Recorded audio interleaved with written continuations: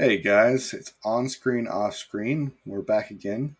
Thanks for tuning in, and we would love to hear any of your comments, any thoughts, anything at all. Let's start this week off with your first topic, Josh. Indiana Jones and the Great Circle. I All have right. completed this game all the way through. Uh, Took me about 16 hours. Uh, so I'm. It's a good amount of time. That's a good amount of time for this kind of game. Um, Highlights are it's good. It's very Indiana Jonesy. Makes you feel the adventure. Beautiful, absolutely gorgeous game. Every environment is astounding. Some of the characters are hit and miss. Um, like the character models. Indiana Jones is flawless, like perfect. Like that could be a real person perfect. The intro with the guy when they're doing the switcheroo with the idol to kind of fit it into the timeline. His character model, not great, below average character model in gaming. Like he looks pretty terrible. Um, but it's fine because the environments themselves are just wow, absolutely gorgeous. Um, 16 hours for a $60, $70 game, whatever it is great. $60 for free or 16 hours for free for me is phenomenal. Um, it came with my GPU, which means I got it for free. Well, not really free. I had to buy the GPU, but I was buying that anyway. Um, so it's great. Small little brag. There is a video of Linus Tech Tips building the top gaming PC of the all MSI build with Mhm. all top MSI parts, and I got higher FPS than he did in his video with my PC.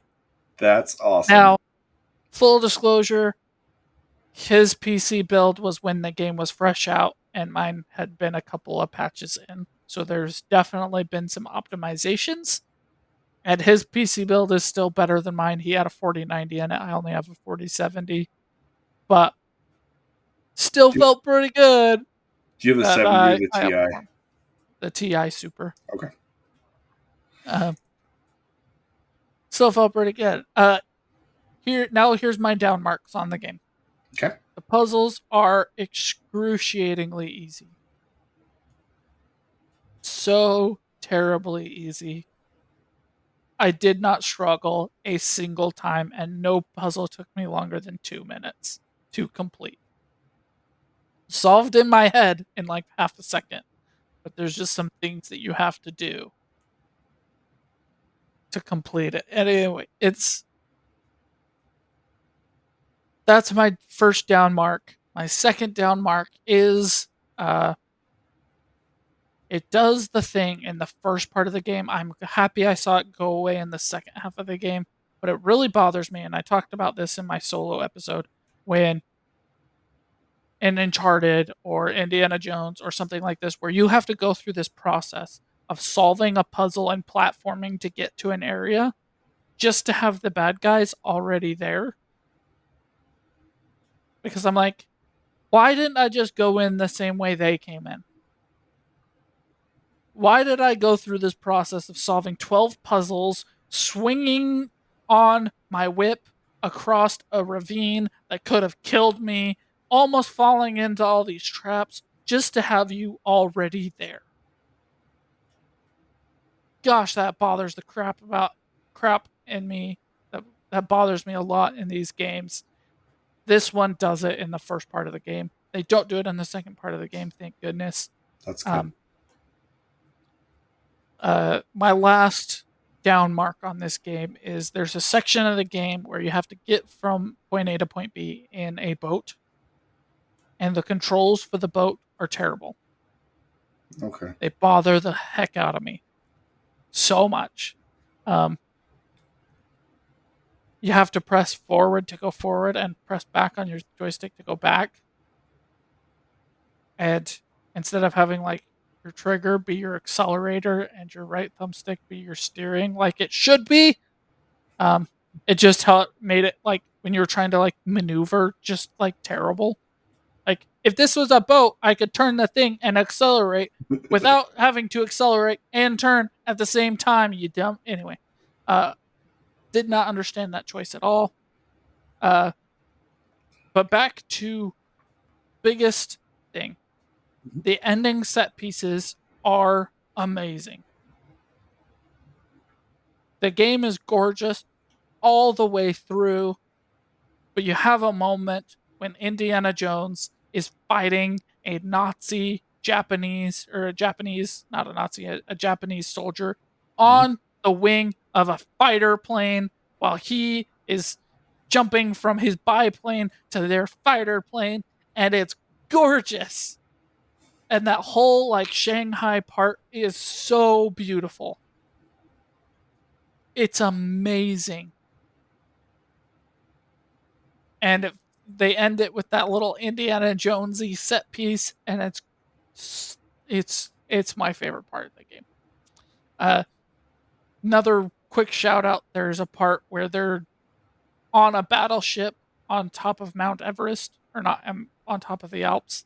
Uh, which when they introduced that, I was like, that's ridiculously stupid. But then they explained it, and I'm like, okay, that's Indiana Jones. It makes sense. And gorgeous snow set piece, and then in the boat place, there's a part where you have to do some swimming, and you're underwater, and you're limited with air, and there's a giant water snake that is truly, truly terrifying. I audibly said, "Hell no!" when they introduced it.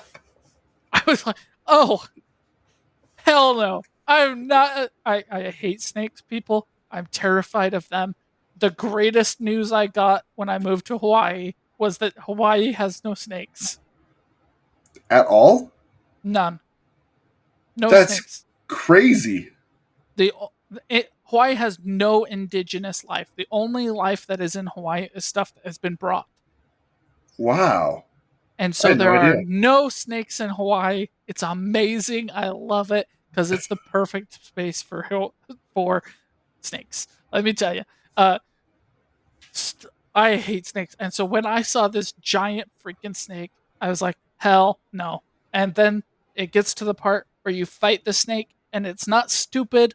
Sorry, people, like Harry Potter. It's an actual, like, good set piece and makes sense. And you feel really cool for doing it. You're like, suck it, snake. I hate you so much. Go and die.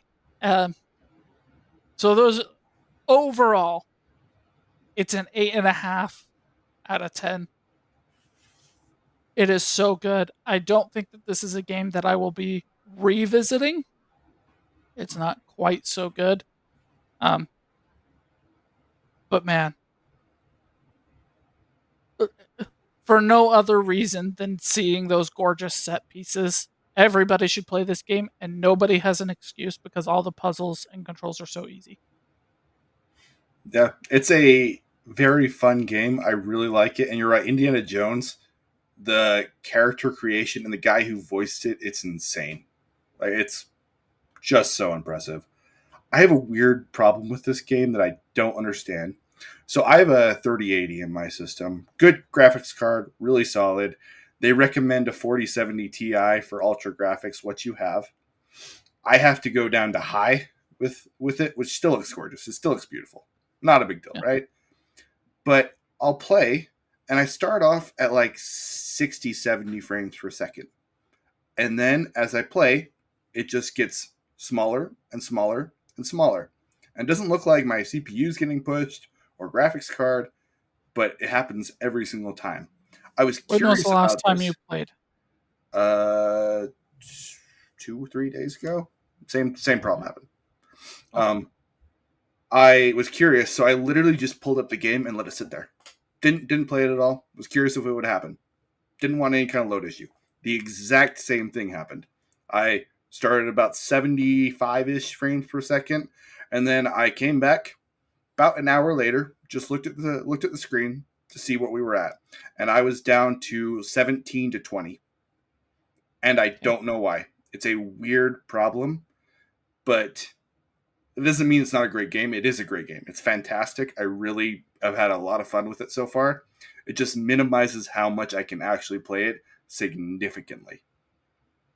I would try exiting the game and getting back into it.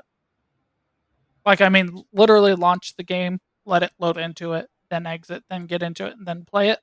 Okay. Because I had a similar problem when I was first playing it. Um, what my theory is it's doing that thing where it's not preloading the shaders effectively. So when you go into a new environment or load into a different area or look in a different direction or whatever it is, the shaders aren't loading, and so you get that huge drop. I've seen it in a lot of games Hmm. that do it. Any game that doesn't straight up load all of the shaders before you even get into it tends to have this problem, especially at first before it's optimized. But in their latest patch, that problem went away for me. Okay. I'll So try it. I was hoping that your most recent playthrough had been like a month ago because that was before the patch. Um, but yeah, that's my theory is that they just haven't optimized the shaders yet because I also had that problem. I did bring it up in my solo episode, but between then and now, it has been corrected. So Hopefully I they'll just I do a no little longer have update and that it'll problem. go away from me too, because that would be great. I'm sure they're going to continue to optimize it for all different builds and systems. It is astounding to me that this one lists ray tracing as required, but you can turn it off in the options menu. Uh, so, not sure what's going on there, developers, but it's obviously not required. And I've wondered how this runs on other systems because my computer is much more capable than a PlayStation or an Xbox. So how do they handle it when mine is like this is the only game I've ever played that actually pushes my computer at all. Star Citizen. Star Citizen was a different thing. I don't think it's pushing my computer. It Uh, is pushing your Is computer. that what it is? Okay, then Star If Citizen. you look at your computer stuff, it's going to show that it's pushing your computer. You're monitoring it. Um, there's quite a few games. There's quite a few games that push my computer technically. Not that it's not capable or can't handle it, but does ramp it up to its full capabilities. Um, Capabilities. I this one mean, is a gorgeous game. when I had Gorgeous. it all the way full, like it was too much for my computer. When I do that one on Ultra, it's too much for my computer. It is. It works on high just fine, but it's too much for Ultra. Yeah. All right. Okay, my first topic today is Carnival. It's a 3-book series so far that's been out, and it's a lit RPG, and I really, really like it. It's probably it's my second or third favorite lit RPG that I've read. The idea of this one is that one of the main character's brother invites them to this carnival horror festival that they get to go and experience. So he gets the group together and he heads over to this theme park. But when they get there, they realize that all of the horror events are real and they are stuck there. They can't get out. When they try to drive away, they just end up back on the same road, driving back into Carnival. This one has a lot of really interesting aspects to it. Basically, you are playing little mini movies, and you have to play your part in those movies. And you have different classes that are assigned that are typical tropes. So the main character, is a film buff. You have the final girl, you have the hysteric, you have the comedy relief, you have the wallflower who just kind of sits in the background. And each one of these different classes has a has associated traits and associated um, what are they called? Associated normal aspects to a character inside of the movie. So, like the final girl will have some badass debuff that lasts the longer that she's into the story. The Scream Queen will literally buff her teammates by screaming and gets benefit. And one of the other cool things about the story is they require death as part of your ability status. So, like in a horror movie, the horror movies don't progress unless somebody dies. You get benefits if that happens to be part of your character arc. If you get to the end of the horror movie, everybody that died during that comes back to life, and you can keep progressing, and you're trying to figure out how to get out of this carnival. Each one of these horror scenarios is a different movie and a different mystery. If you play your part, whatever that a part assigned is, whether you're the final girl or you're the wallflower, you're the film buff, whatever it is inside of the movie, you get extra bonuses for playing that part. And Carnival will work with you to help you achieve whatever storyline you're trying to write if it makes sense with your character. So they're kind of forced to play these parts. Along with that, you have times where you're on screen and when you're off screen, and that changes what abilities you have. You have abilities that trigger off screen so you can talk more freely. You don't have to play this part because you're not on screen. When you're on screen, you have to play the character. So they're dealing with all of these different mysteries. They're having to play their character, and they're also dealing with the mystery of what is Carnival? Why are we stuck in this world? How do we get out? The author has done a very good job of making each horror movie story interesting. You see some of the typical tropes, but they're woven together in extremely well done ways. So you have to figure out what the mystery is of each one of these movies, and you're getting pieces of the mystery of what is this greater land, what is Carnival, is there somebody that's influencing this world that has good intention and is trying to help us out within the rule set of this world? Is there a malicious force that's smart, or is this more of an ethereal type of a thing? Um, and you get to be in this journey and piece things together in very interesting, impactful ways. I really enjoy this story.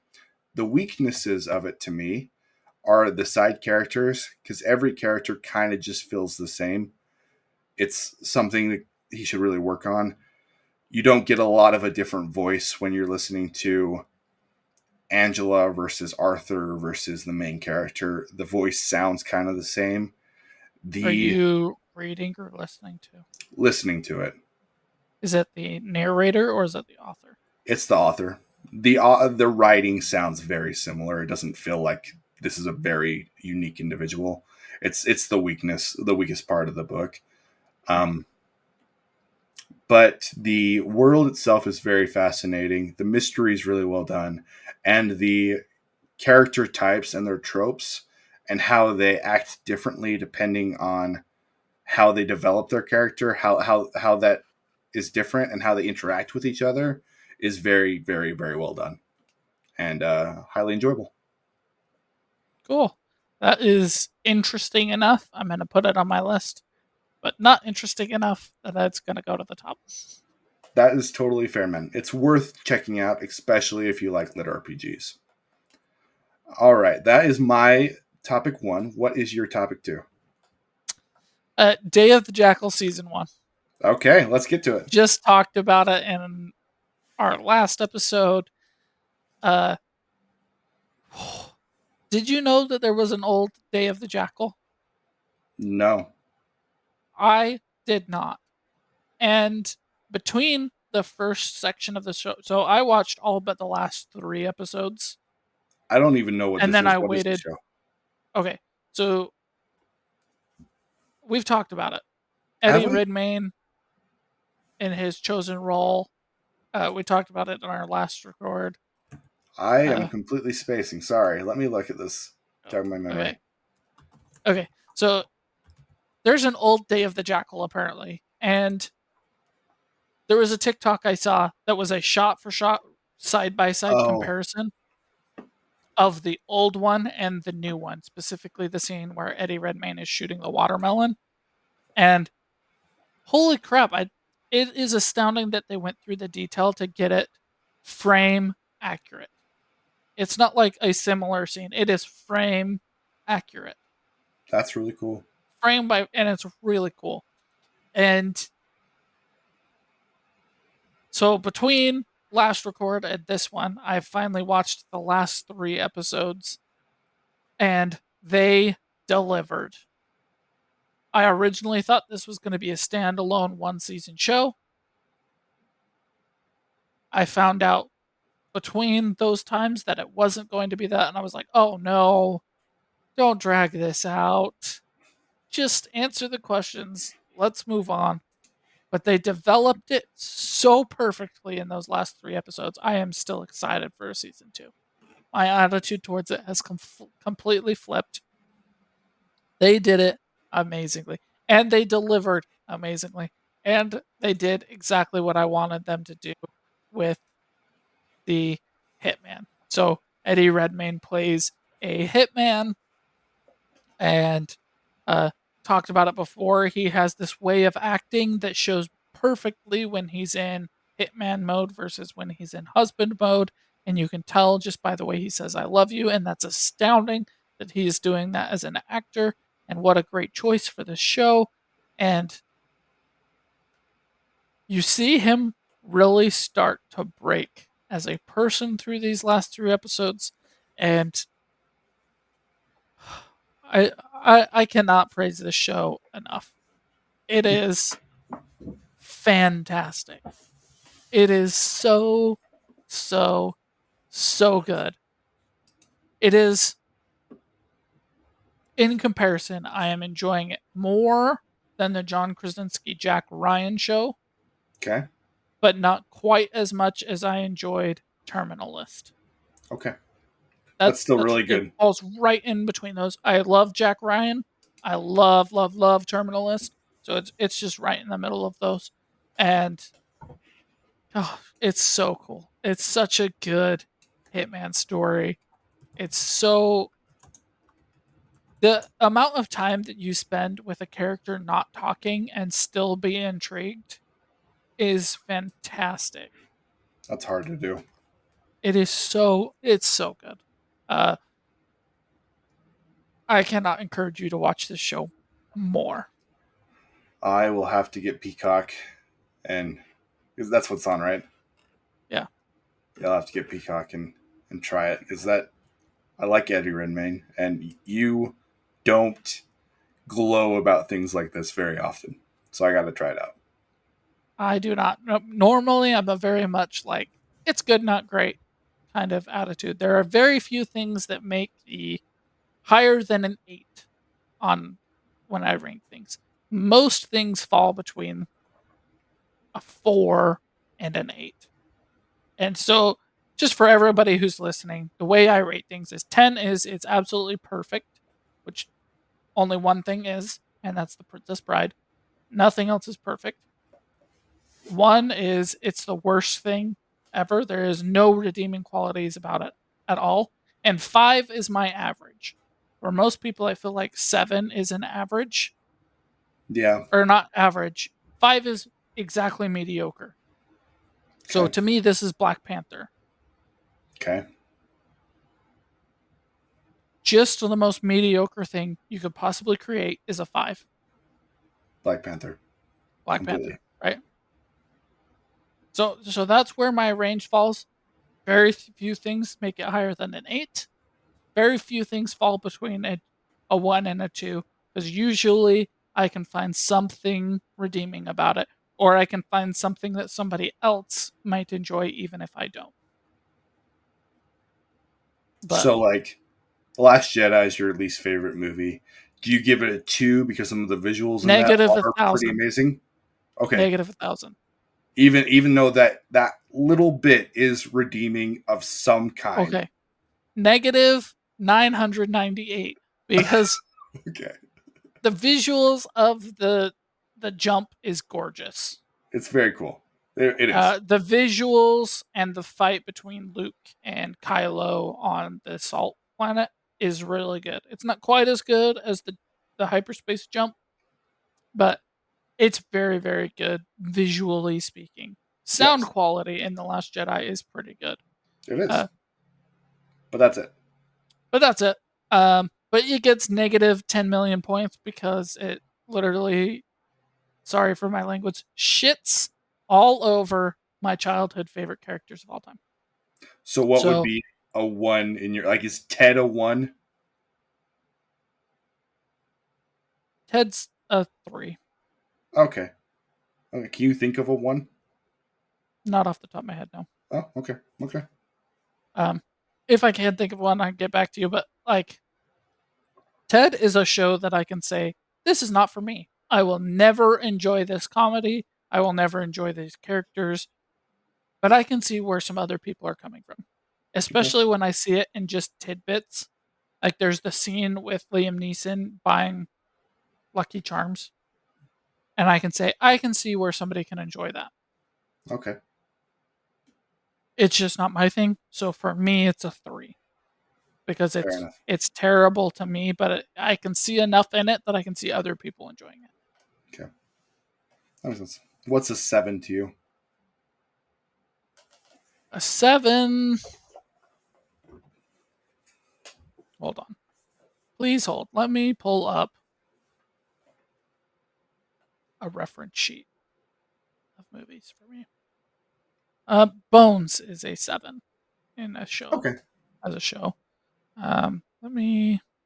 It's like I wish solid, I knew. but not crazy great. Okay. So 7 is good. Now, if I say something's good, not great. Wild Robot, I would probably say is like a 7.5. Okay. Close to an 8. Would Sinbad, I would say is a 7 out of 8. okay. Um, Would you rewatch a 7? yeah, Or okay, without somebody else asking you to watch it, you would watch it yourself. yeah, not as often as an 8 or a 9, Okay. but occasionally, 7 is probably like a once every 5 years Okay. kind of Cool. show. You know, it's not as good enough to be a watch this every year kind of movie. Not quite enough all the time, but you know, every once in a while, uh, just just to get a little rise out of people. Aragon the movie is an 8 out of 10 for me. Wow. I like Aragon more than most people. I actually enjoy that movie. I would give it a 7. 8 is that's surprising. I That's would also surprising. give Tron Legacy an 8 out of 10. I probably would too, right around that.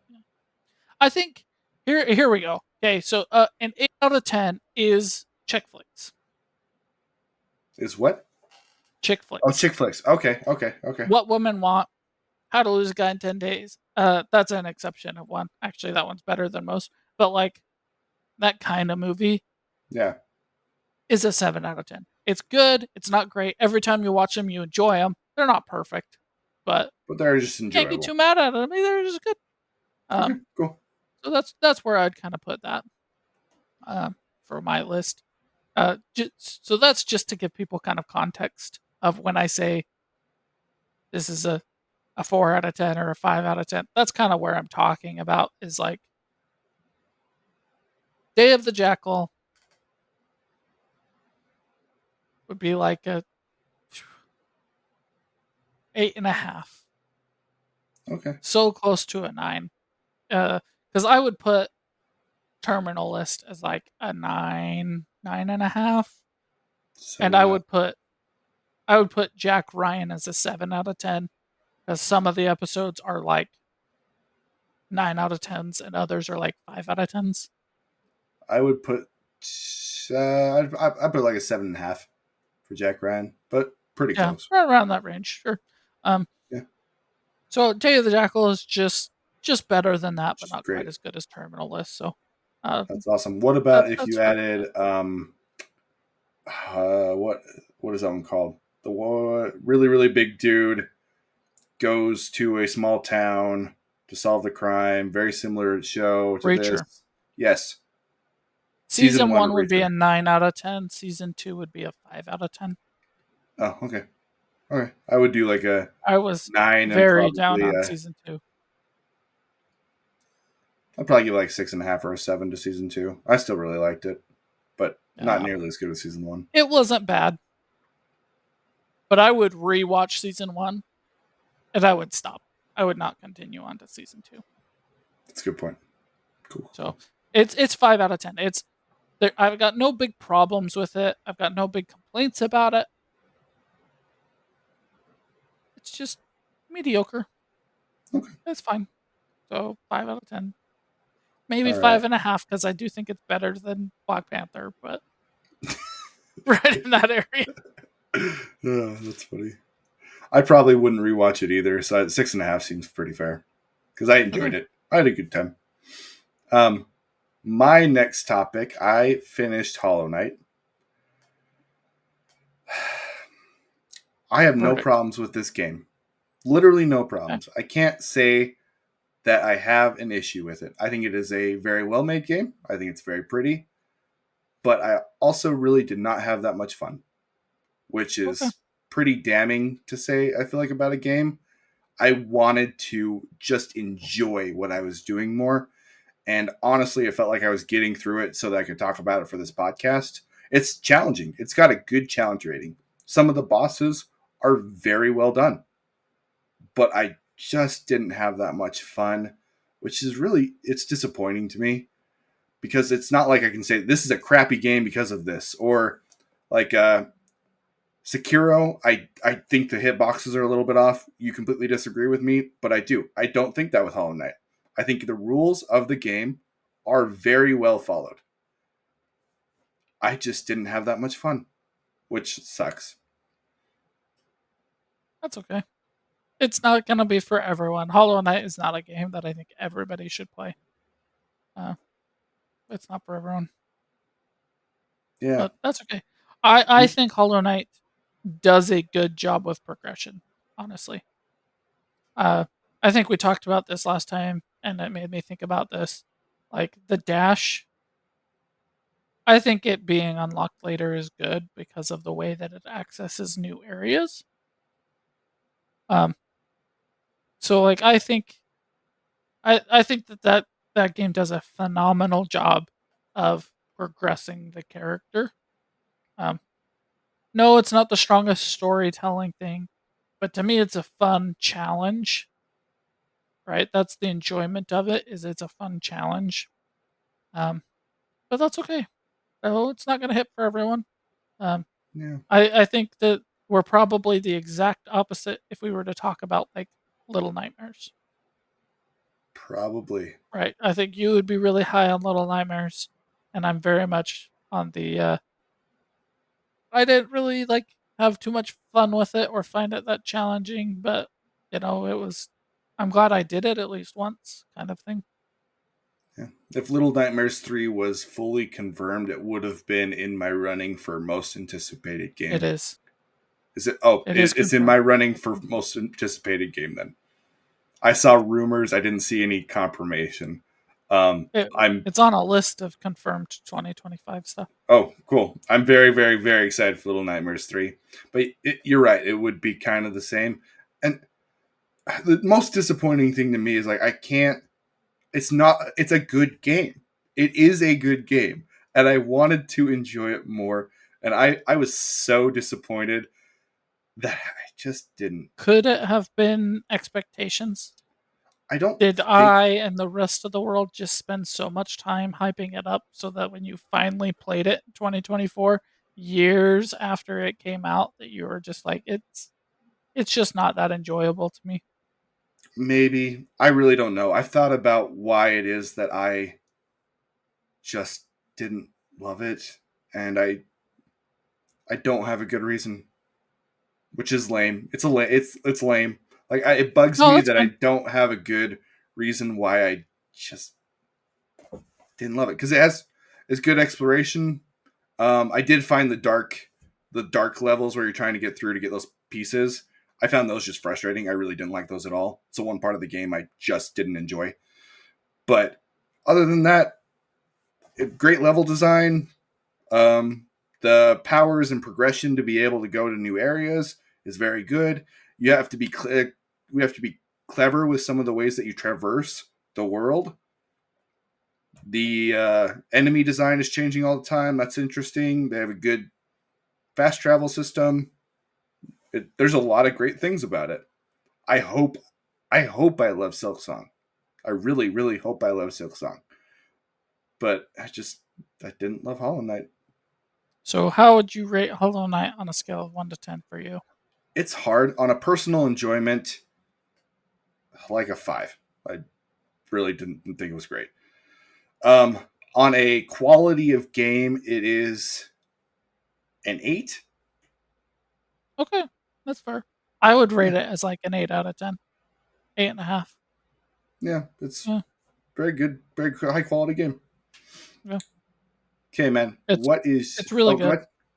Oh, yeah. Oh, I was just gonna say it's really good, but I don't think that that's a game that I will revisit and replay. So Yeah. that's where it's at for me. I hope they've taken such a long time with Silk Song that I have a lot of hopes for it. I hope it is really, really good. They have a great foundation, and I hope that whatever was missing for this one, I get it in the next one. I really do. Are you happy you played it at least, or do you wish that you had just stopped playing it? um,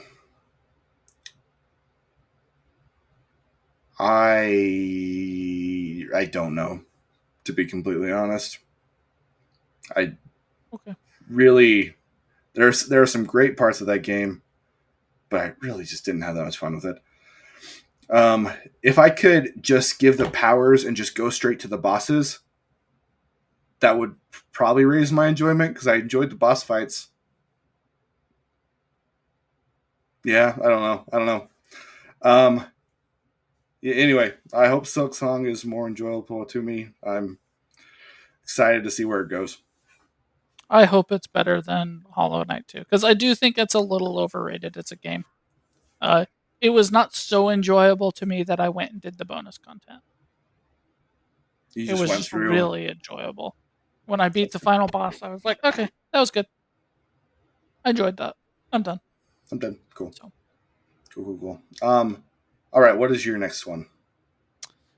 Dungeons and Daddies. I am Okay. completely up to date as of January 1st, 2025. Um, where are you at in it? They just met the plumber and they had the first episode with the plumber. I haven't watched it since then. Okay. Okay. I I won't get too into the details then. Uh, listeners, this is a podcast, another podcast that I listen to, where they play loose ruled Dungeons and Dragons, and in this season they're playing Call of Cthulhu, which in a previous episodes I stated was a superior way of playing the game. Uh, but I very much enjoyed this sequence between where you're at now and where I'm at, specifically closer to where I'm at. There's something that they do that is completely enjoyable and gets back to as enjoyable as season one. That's huge. That's awesome. Yeah. This is the best Dungeons and Daddies I have listened to since the Pride and Prejudice episodes. Wow. I'll have to catch up. It Yeah. looks like I haven't watched the last 2 episodes or listened to the Yeah. last 2 episodes, Yep. So you met the plumber. which There's was a thing awesome. that they do with the plumber that I love. Truly, Okay. truly, truly love. I think it's great. They do the thing that happens in every D&D campaign where the dungeon master has this whole thing set up and then says something because they didn't quite think it all the way through, so they're like, so the players ask the question like, "Oh, how does this work?" And he's like, "Oh, well, I guess this is how it works." And then the players exploit that fully to skip through whatever the DM had planned, and I love it. Okay. It is I such a good choice. I will listen to both of those episodes. We can talk more about it next week Okay, because I'm good. interested. I loved the introduction of the plumber. I loved it so much. I actually don't know why I haven't listened to the last 2. I just haven't. Well, just things happen. It's a podcast, so it's kind of falls into the realm of you'll listen to it when you get to it thing. They're not really a priority listen to thing very often. Yeah, So, uh, that's sweet, man. I let's see. I'll talk my next one. Diceomancer. I love this game. I talked about in our last episode but I've gotten into the card roguelikes a lot. And this one has a really interesting mechanic where they make the bosses so hard that you're supposed to cheat to win. And you use your dice to change the numbers of any numbers on your screen. So you want to change, like you have a bonus down here at the bottom. You can change what your bonus is by a dice roll. You have what you have to pay to be able to play the cards. You're out of it. You can change that with a dice roll. You can change the enemy's health with a dice roll. And it adds this element of chaos to the entire formula that I found very enjoyable. Each one of the different, you get different card combinations by what elements you're using, and you can change those elements. So you have a bunch of different classes that you can play with different elements that come with different cards and different abilities. Along with the chaos to be able to kind of cheat your way through, you get to play this very entertaining game that is unlike any other card game I've ever played, and it's very fresh and satisfying. I've had a ton of fun with this game.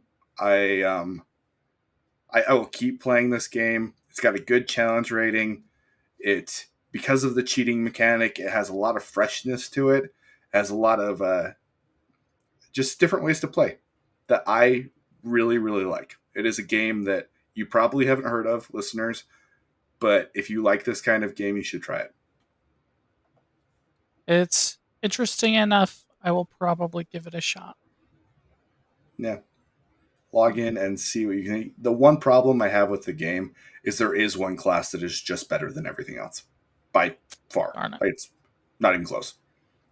But everything else, I all the other classes are viable. They're all very good, but there's one class that is OP.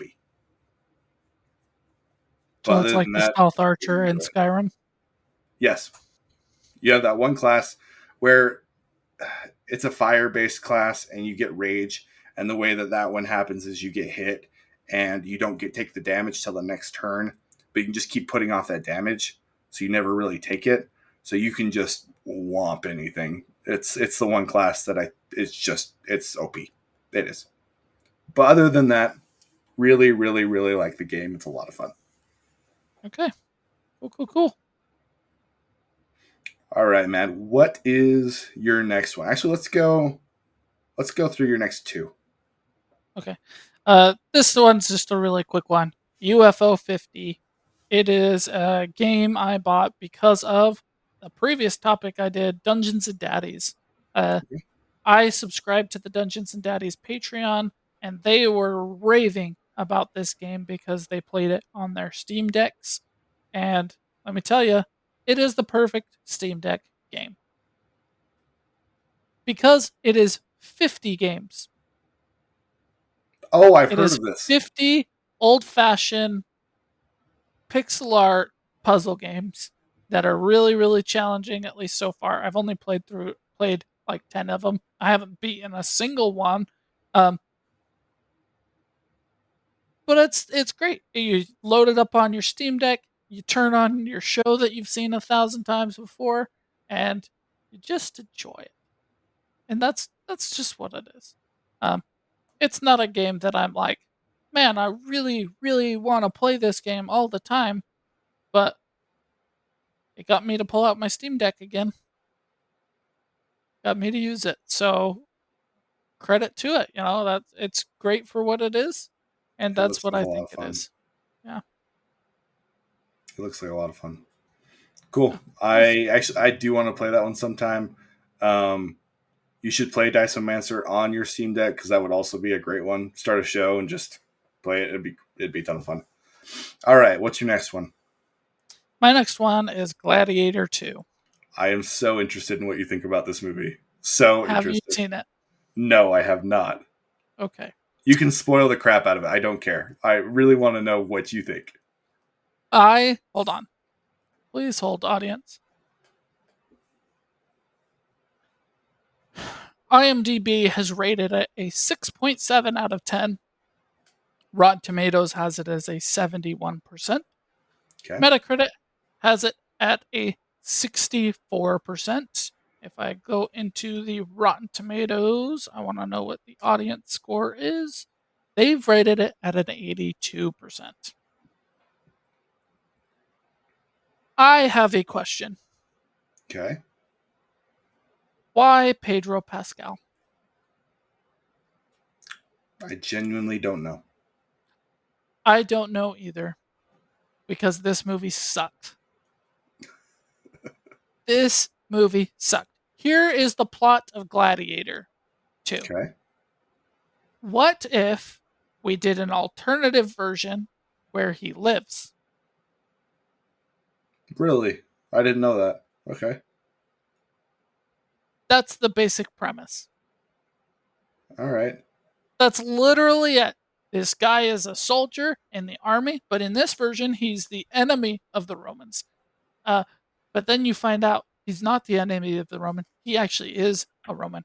So you remember the kid that's the son of the main girl in Gladiator 1? Yes. Turns out he fled after becoming emperor and was abandoned by the mother, and he went and found a new family in Africa, and Rome attacked, and he survived, so he was taken into slavery and so on. Stupid idea. What are you thinking? Whoever was writing this, that is the dumbest thing ever. To like it takes away from it. Um, and he has this vendetta, which is the dumbest vendetta of all time. Okay. Because in this intro battle, Pedro Pascal plays a general who orders someone to shoot at the archers, and they shoot this girl who was the wife of. I'm going to get his name. Hold on. The character's name. Lucius, who's the son of the girl from the previous one. Um, and so Lucius has this vendetta to kill the general, Okay. which is just ridiculous because the general didn't actually pull the arrow and they were in war and the wife was a warrior. So having the hatred for him doesn't make sense. Having the hatred for Rome, sure, I buy that. Having the hatred for this particular person in this battle, I don't understand at all. Um, we're going through the plot. It's the exact same plot as the first Gladiator. Gets taken into slavery. Slave owner sees something special in him, decides to make him his main set piece. So Pedro Pascal, it's an alternative where he survives, not like Maximus doesn't survive. This is an alternative reality No, where. Maximus survives. Oh, it is that. Okay. Okay. Lucius survives. Okay. Uh, General Accius, played by Pedro Pascal, dies, Okay. sacrificing himself for Lucius. Because, get this, Lucius is Maximus's son. And get this, Pedro Pascal was in Maximus's army. That's pretty dumb. I hate this choice so much because it it takes away from the first movie for me. The Yeah, whole reason it does. why why can't I think of his name?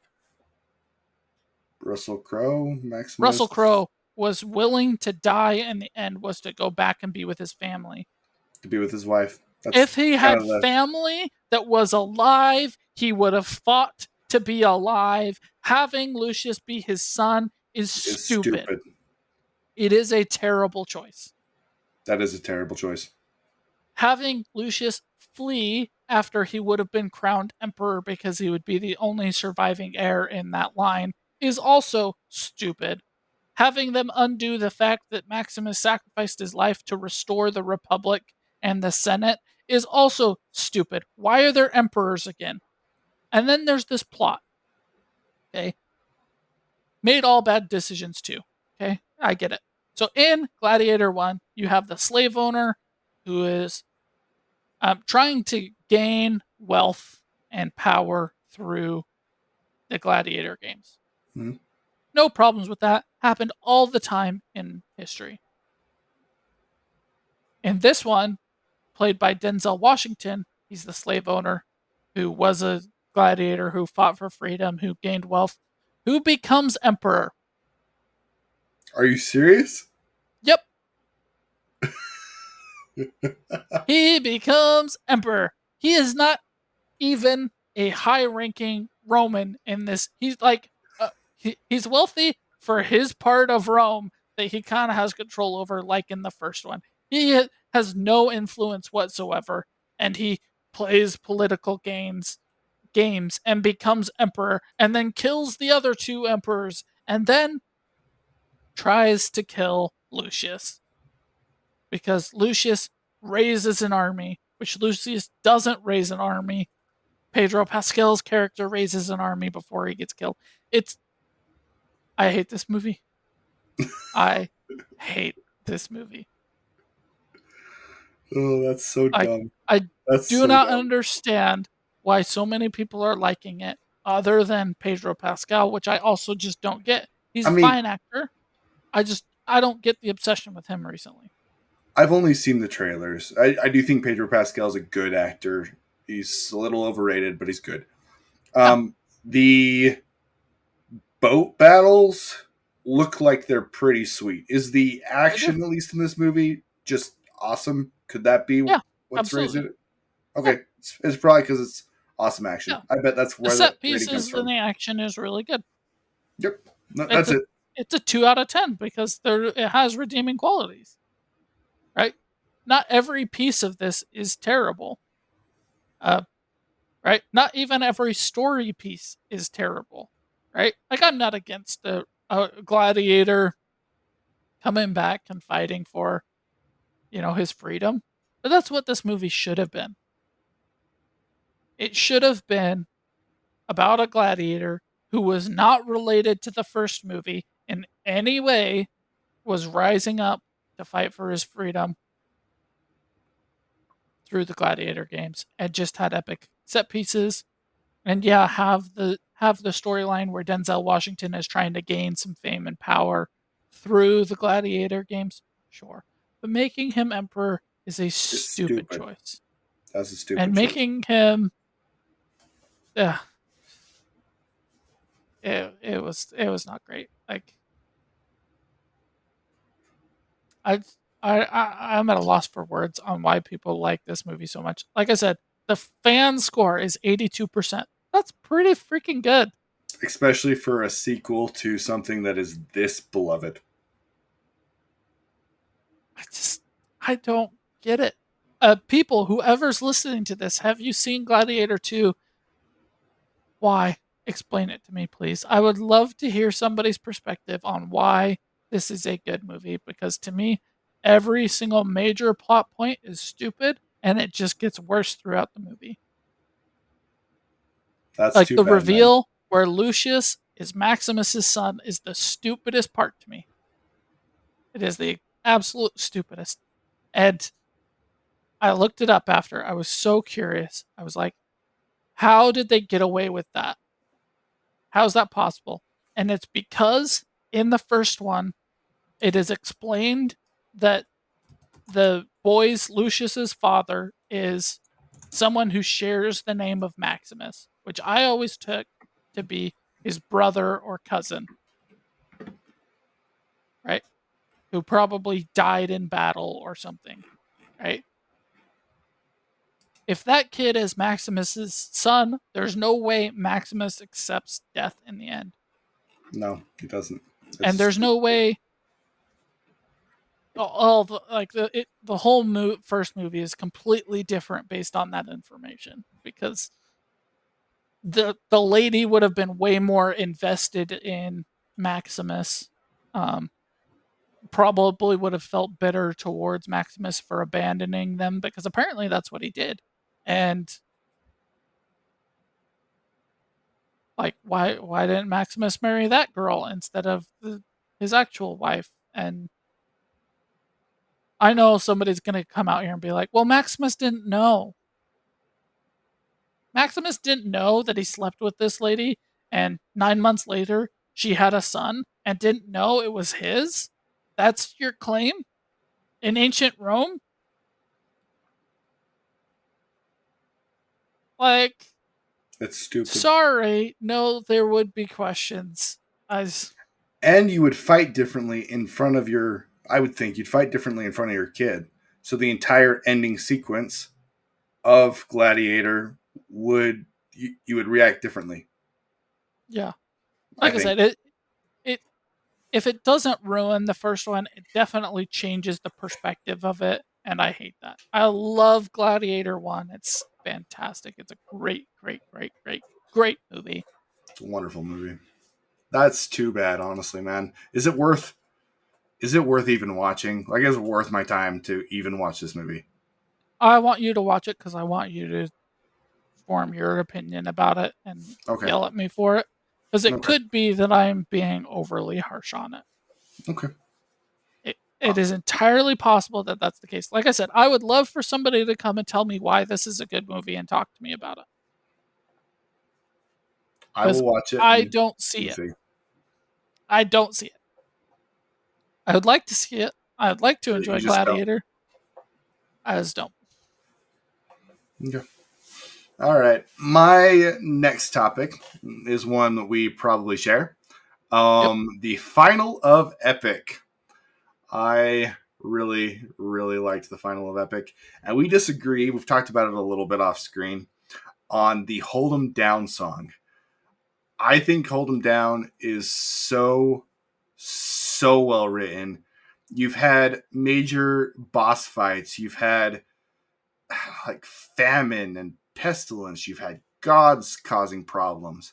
And at the end of the story, it goes down to a human level, and it is a man trying to get to his wife. It's very human. And it's a man trying to protect his wife and learning that he just has to be ruthless.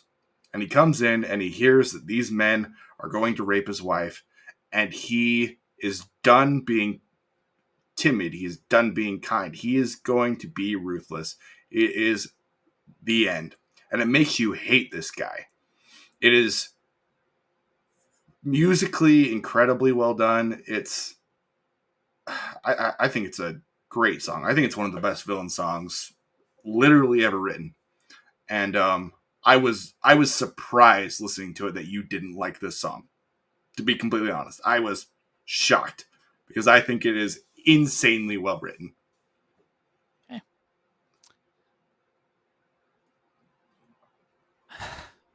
Okay. So we're just gonna talk about that one song right now. Yeah, yeah, yeah. We can talk about more later. So I watched it um, Yeah. with the stream, the reveal stream that they did. Um, I hate the explicitly rapey parts. Okay. I don't think it needs to cross that line and be rapey, Okay. right? That is an uncomfortable topic for me personally.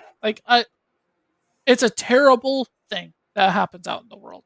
Terrible. It is truly, truly awful. And this isn't the most family friendly thing, but it hasn't gone to that point until that song, Okay. right? Because of that song, I would not like my nieces and nephews to be a part of this musical yet, Okay. right? So it kind of matures it at the very end in a very serious manner. It significantly matures it. That is true. Yeah. And so that's what I really don't like about it.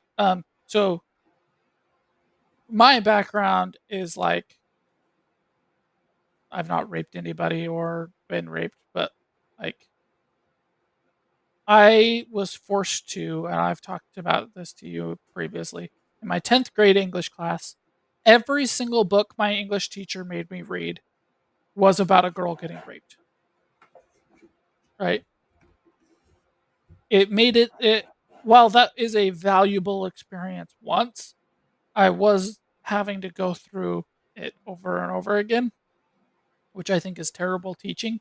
But the point is, it's just a terrible thing, and I don't think it needed to cross that line, especially since in the second half of that song, they talk about how they're going to use the sun, right? They still had the hold him down line, and they talked about, you know, grabbing the sun to get to the wife. I don't think they needed to be as explicitly rapey as they were. Okay. That being said, I have come around to it on more recent listens. I would say you are correct. This is probably one of the best villain songs, if not the best villain song of all time. It's very good. Uh, it's so freaking good. Um, and having it not just be about rape, because when I was watching it, I didn't realize that that was part of the same song. Honestly, Okay. I thought that those were two different kind of portions, and I thought when they were talking "Hold Him Down" about the sun, it was a reference to the previous song, not the same song. Oh, I see. I see. Right. So when I rewatched, when I just listened to it and I realized that that was all one song, I realized, okay, this whole song isn't about rape. So that's better. Um, and it honestly, the rape part is a small portion of it. It's very So, small. um, so I've kind of come around to it. I do love it a lot. It's a great villain song. Um, yeah. So here's my question for you. Yeah. What was your favorite song in the Ithica saga? Okay. Um, the "Would You Fall in Love with Me Again" was my favorite song in it. As far as total song, the part where he's talking to Athena, I thought was spot on, brilliant. But it's just a little. It's not a full song. It's just this little segment. No, it's a little section. Yeah. But as far as full song, "Would You Fall in Love with Me Again" was a fantastic ending. Very well written. I literally only have one problem with this entire saga because otherwise I think it was just great. Okay. What's your And problem with the entire saga? when he's really good at calling back to previous music. I think it's something that he's great at. And I think they just missed out on the opportunity because they have the sun come back and he starts to fight these men, right? And I wish he would have referred back to "Fight Little Wolf" and would have been like, "Fight Little Wolf, fight. You've become a contender. Fight Little Wolf, fight. It's your turn to protect her." Something like that would have been really, really cool. And in all of his other music, he goes back to this previous song that he's developed, and it causes a character progression. This is the one time where he doesn't do that, and I think it would have been so easy to do. And you could have done it with those two lines, and it would have added a lot of character growth. And I don't think it would have taken that much, and it would have been really cool. Other than Here's that, my problem with I that. loved it. Yeah. Every other song is about a certain perspective. Hmm. And so to take it out of Odysseus's perspective would have changed the dynamic of the entire musical. But in that song, you kind of I guess the perspective is more from the bad guy's point of view. I would have been fine with it. You would have gone from the bad guys, had a little segment where you go from the Suns, and then you have the bad guy giving his final lines before he gets shot in the head with an arrow, and then you switch over to Odysseus and you finish it out. I think it would have been cool. I agree with you. I completely agree with you. I'm saying that that would be the only song in the entire musical that would do that. That's fair. That's true. And so Otherwise, it's that's all why just one that's character. my argument. That is my argument against it. Not that I don't agree with you that that would be cool and a good thing to add. Um, but that's the way that is. So for me, my favorite song is "Would You Fall in Love with Me." So good. Uh, It's great. the "I don't care with you how, where, or when" line has been stuck in my head all the time. It is so good. And I Uh, loved the aspect with the bed, the marital bed. I thought yeah, it was so good. yeah. The Athena part, outstanding, outstanding for sure.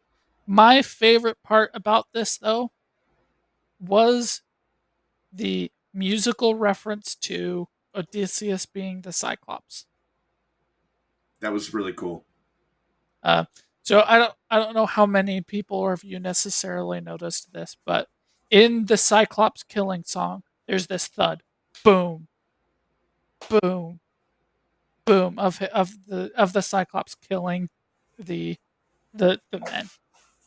And in the Odysseus song of the Ithica song, it's boom, boom, boom, boom, boom, boom, in the exact same timing and with the exact same sound, just with it being twice because it's a arrow of Odysseus killing. Like it is that jumped out Super to me cool. immediately about how just this previous saga, Odysseus was questioning the morality of the Cyclops. He has a line where he's like, "Is the Cyclops a monster, or is he just protecting? You know, what is the difference between me and him there?" And then in this newest saga, he is directly referencing the fact that he is doing the same thing the Cyclops did. He is the Cyclops with that direct reference, and I loved it. It is my favorite part.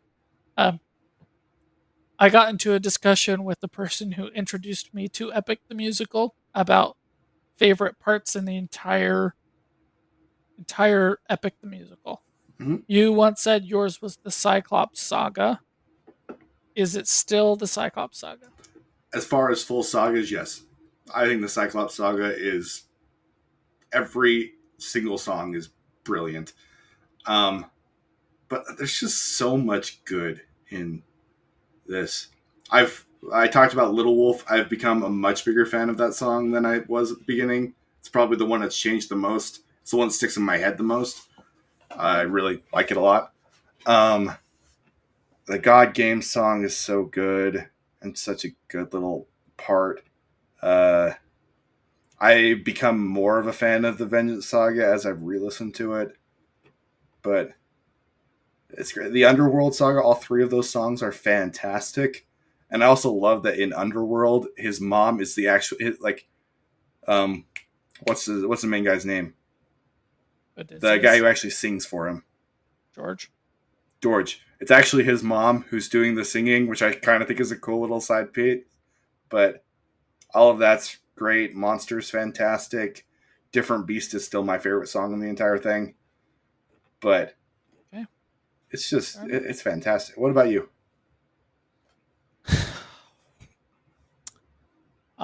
My favorite song is the Mermaid song. Uh, the "I Will Keep You Safe" song. It's definitely the one that was stuck with me the most. And Yeah, while it's a lie, it's ultimately like this like sweet love song until he becomes the different beast. Um, it's so cool. it's such a good song. Anyway, I love it, love it, love it. Uh, my favorite saga is probably the Ithaca saga. Okay. Yeah. Major kind of asterisk because it might be recency bias. Um, I have a special place in my heart because of the Vengeance saga because that's the one I was a part of live listening to. Um, but Hopeless Romantic in Me, Would You Fall in Love with Me? It's phenomenal. It's so good. The reconciliation with Athena, so good. The callback to the cycle, like it calls All of back it, to every single saga. which is amazing. It's It's amazing. so good. I absolutely love the Ithaca saga. It's amazing. Um, but my favorite thing in all of Epic, the musical, is the non-singing reactions. What do you mean? So, like, when Odysseus says, "All I need to do is open this bag," and Poseidon goes, "What?" Every single time something like that happens in the musical, it's my favorite thing Hmm, because it's always the funniest little reaction to something, and I love it. Love it, love it, love it is my favorite. that's awesome, man. It is Like, very good. when listening to Epic the Musical, like, usually when you're listening to or singing along to musicals or whatever, you kind of like favor a specific line, or when you're singing along, you kind of sing one of the parts every single time. You don't usually like switch it up. I will stop singing to do the reaction part because the reaction part is always funny and makes me smile. So that's why it's Actually, my cool. favorite. Yeah. I love that, man. I have not thought about that at all, but I like that. It's cool. Yeah. Uh, guys, I literally I keep telling people in my life to listen to this thing, and I'm having such a hard time to get them to actually just do it. I think it's because it's so big now that they're like, I don't really know. But when somebody actually gives it a shot, they become obsessed and they listen to it like 7 times in a row. You just go for it. It's fantastic.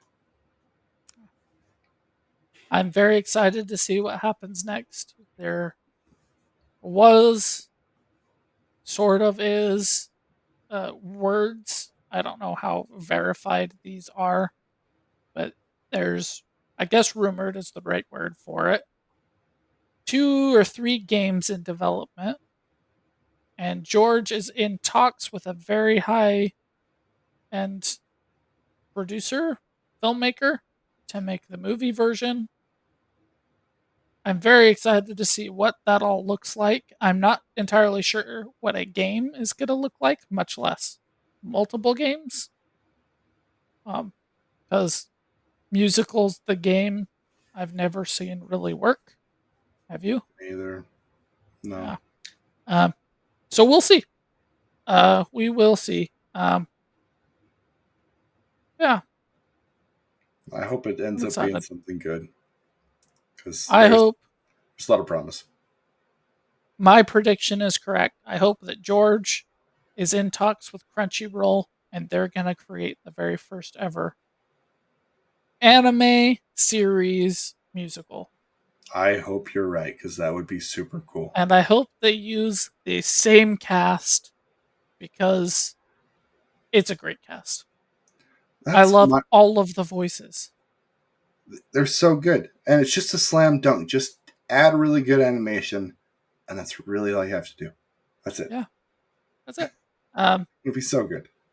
and George is doing what I have always wanted to do if I were to ever get rich and famous, and that would be to lift up the people around him instead of bringing in existing talent. That's So, cool. like, Lauren Smith did our podcast art thing. Mhm. I asked her to do it because if we are successful, I want her art to be recognized, right? Yeah. Um, Something I haven't told you yet is I have somebody working on an intro song for us Oh, that's because awesome. I he's didn't a know that. musical person. Yeah, he's a composer. He has his own YouTube channel. He does his own stuff. And so I was just like, "Hey, do you mind doing something for me?" And he was like, "Yeah, just, give me credit for it." And like that's the way I want to grow, is to be bringing up the people that I know and Lift up as many love people and as you can. appreciate, and not just, okay, I made Epic the musical. Now we need big names to do it. So Anne Hathaway, you're gonna be the uh, Penelope. mother. You're gonna be Penelope, and Russell Crowe, you're gonna be what's his name? I don't even know his name. The like betrayer friend guy. Uh, I can't remember who his name talks either. crap against the DC. Anyway, I don't. They're all great names. What am I? How am I supposed to know? Um, and Liam Neeson, you're gonna be Zeus, and like, just, you already have a great cast. Okay, Just do you it. already, just bring them up, let them get rich and famous off of it too. That would be great. Um, And honestly, if they could act, I would be fine with them doing a live action. I think too. This is most of the animation. The people are fans of the series, and they animate the characters to kind of look like who sings them, with the exception of Zeus. But everybody I would else kind of be looks like him. okay if they did a movie live action. I don't know if I'd be okay with a stage version. That's what I mean. A movie live Okay, action. If those people can act, I don't know if they can. yeah. I just, stage version is a little bit different for me. I want uh, Broadway to get its due. And Someone I there's can so set. many good Broadway actors Hmm, that I'd like them to take their shot at doing it. The fact that like what's his name is Hamilton and Hamilton is the weakest part of Hamilton. it is. So yeah, what were you gonna But say? also, what's his name in Hamilton? I don't think is that good of a singer, and George is that good of a singer. So Yeah, I but don't would know. he be that good live? I don't know.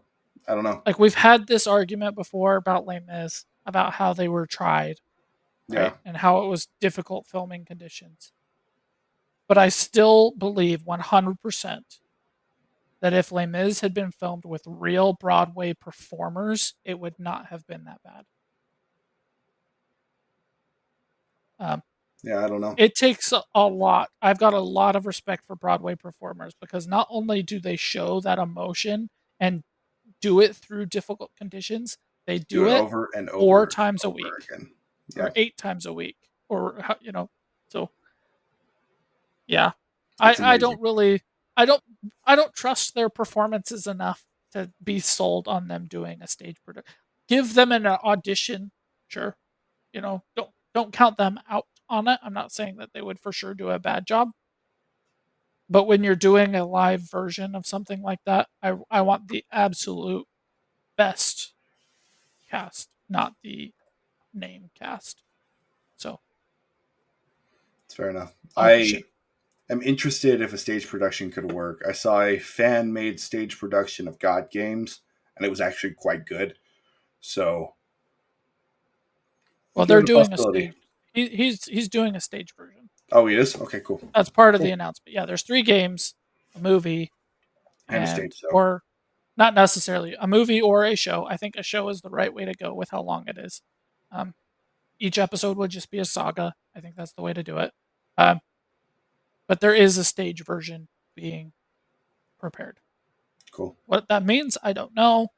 I'm hoping it's Broadway or London Theater would be a good backup, but I'm hoping it starts off Broadway and then we can fly to New York and go for significantly cheaper than when it's on Broadway.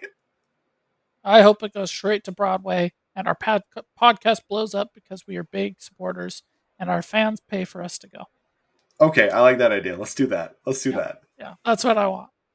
Cool, man. All right, dude. What is your next one? Okay,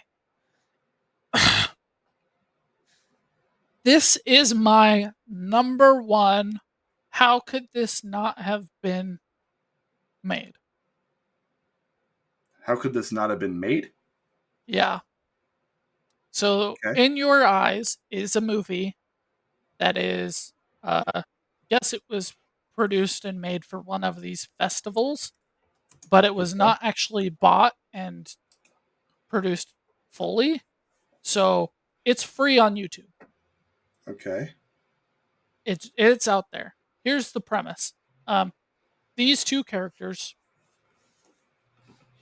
were linked at birth for some reason, so they can see through each other's eyes.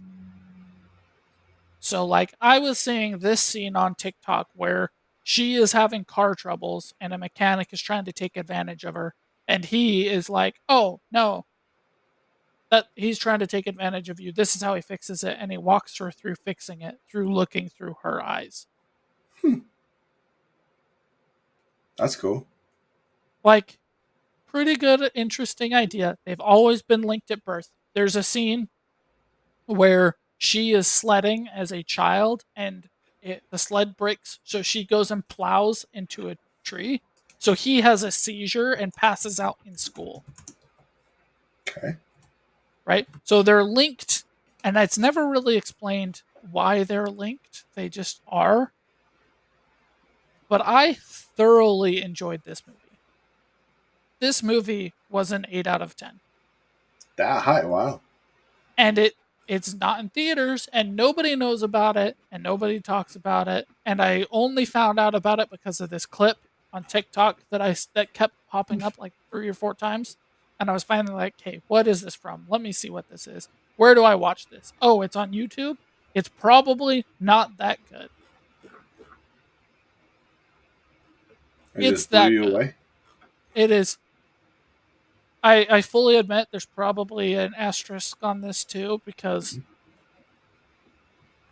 my expectations were it was going to be terrible because it never came out in theaters and it's not on any streaming service. And I am only speculating that it was a festival movie that didn't get picked up. But that's That how it is only feels. speculation, but that's my guess because it wasn't and it's as good as it is. Like if Hot Frosty can get made, how can this one not?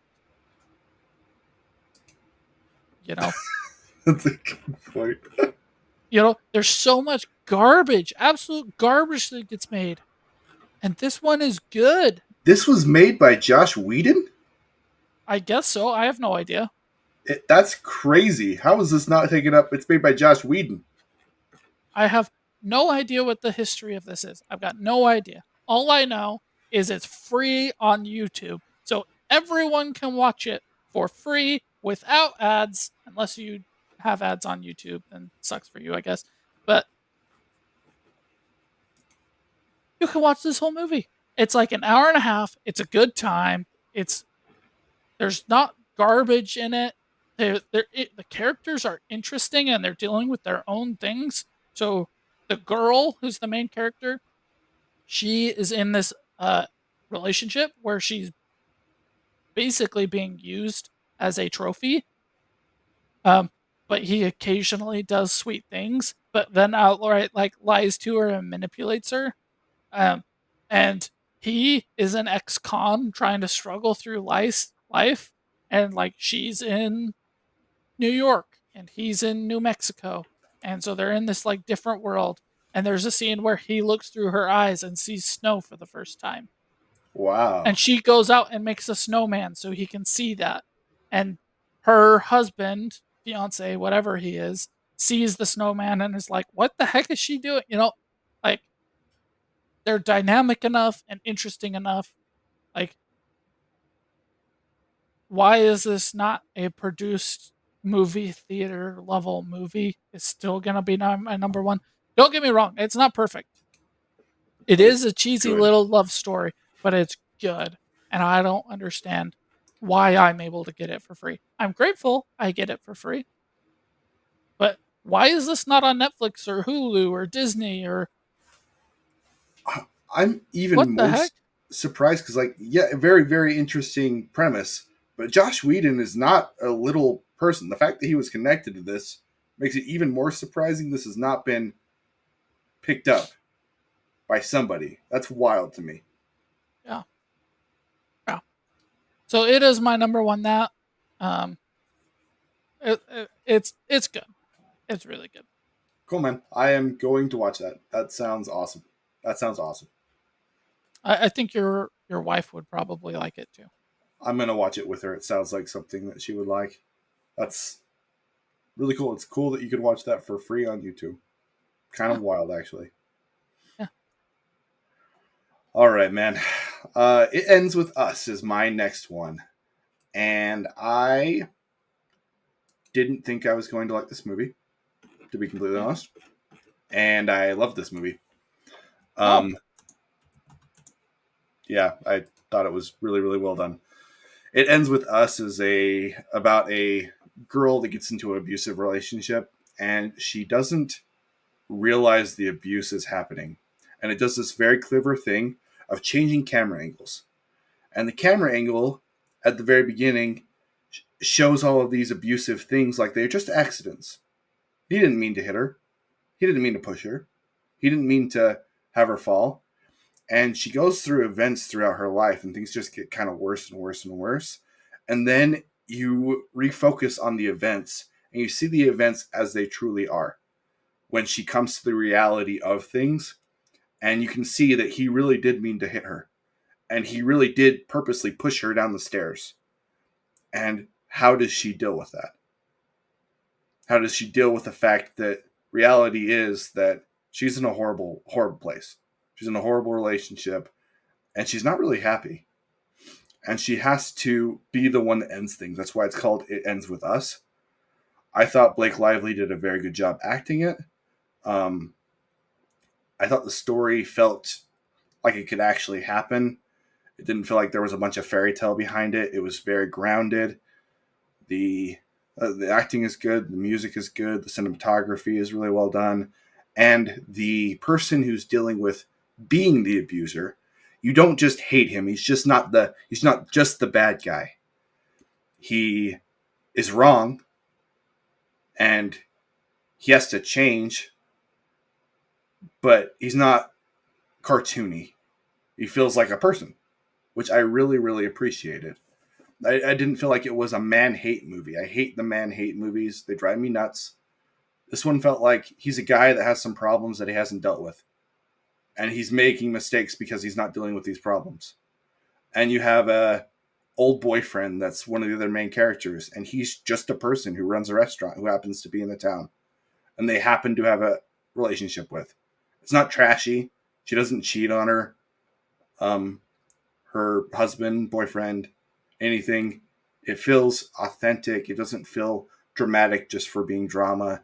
It feels like somebody actually wanted to tell a good story and wanted to help other people heal. I was impressed with it. It made me want to, not that I'm abusive or anything, I don't think I am at least, but it made me want to be better and make sure that I'm not abusive and that I am kind and that I think about what I do and that I make sure that what I do lifts up my wife and makes our relationship better. I was very impressed with this show, and it's one that beforehand I would have bet you $1,000 would have been a man hate movie. That's really what I thought it was going to be, and thankfully it wasn't. So many are. So It's many usually are. a safe bet, especially with that kind of show. Yeah, But that is going to go to the top of my to watch list. Uh, yeah. Give it. I'm gonna check that one out. I'm interested in what you think. I think you'll like it, honestly. All right, man. What is your next one? We'll get to our feature topics here in a second. Okay, so my next one is my number one. How could you cancel this? Okay. This is a Netflix series called Julie and the Phantoms. And let me tell you, it's awful. It is Okay. it is unbelievably cheesy. It is very High School Musical esque. Uh, Julie and the Phantoms is about this girl who lost her mother, um, who gave up, whose connection to her was music, so she gave it up through grief. Who meets three boy band ghost guys Okay.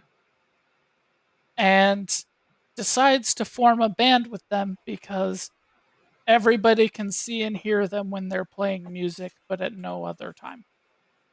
She can see them all the time, but nobody else can. So her band is called Julie and the Phantoms because they only show up when they're playing music. Okay. I understand it's a cheesy, stupid plot, teen kind of show, but the music is pretty good and the plot is pretty good. And the addressing and working with grief and all that kind of stuff is fantastic. The writing is a little bit cheesy. Yes, it is ridiculous. Yes, there is a plot where the girl starts to get a crush on one of the boy band guys who's a dead ghost. Uh, I get it. I truly, truly understand it. But Netflix just let this go. They just canceled it. And I'm sitting here like, listen, Netflix, instead of creating Hot Frosty or the Season guy you 3 of love, 90 that 90s show. yeah, why not try this out for season two?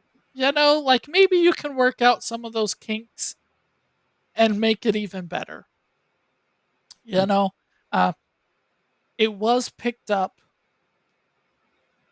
for season two. Here's the here's the bad news, and it is unfortunate that this is bad news. Disney picked it up for season two. Uh, that's too bad. There That's too is a big cliffhanger at the end of season one. As long as they keep the same cast and creators and just has Disney at the beginning of its intro rather than Netflix, I'm sure it could be good. I just don't have faith that that'll happen. It'll go so woke. Uh, it's already got a black girl as the main lead, so I hopefully it doesn't go too much further than that.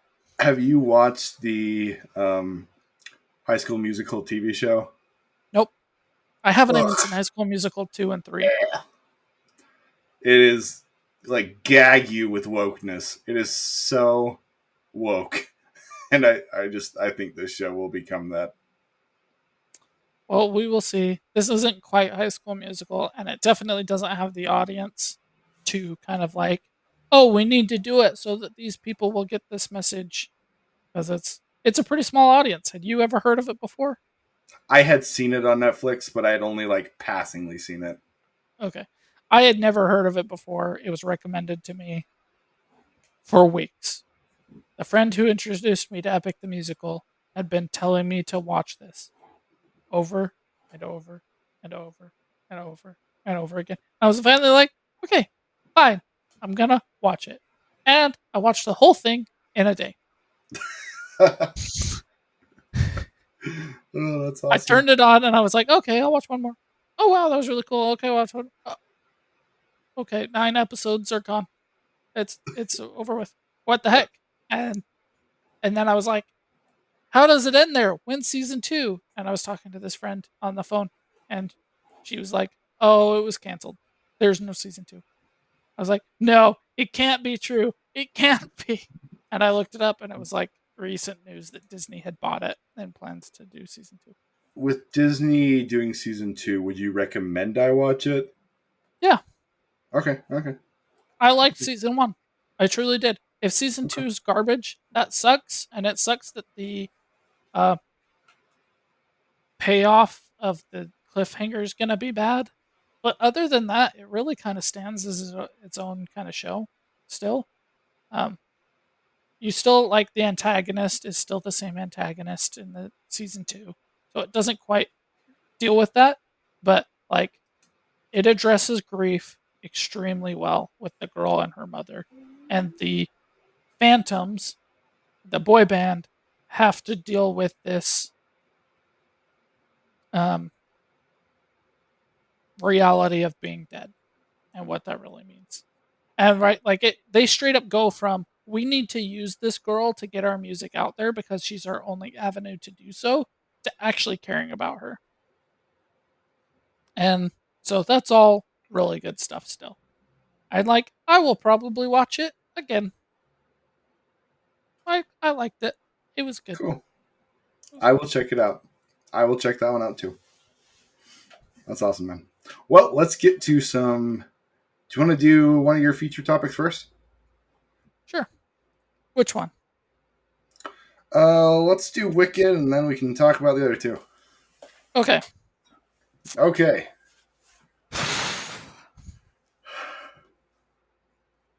I liked Wicked Part 1. Okay. I'm Okay. excited for Wicked Part 2. Okay. I hope it is good.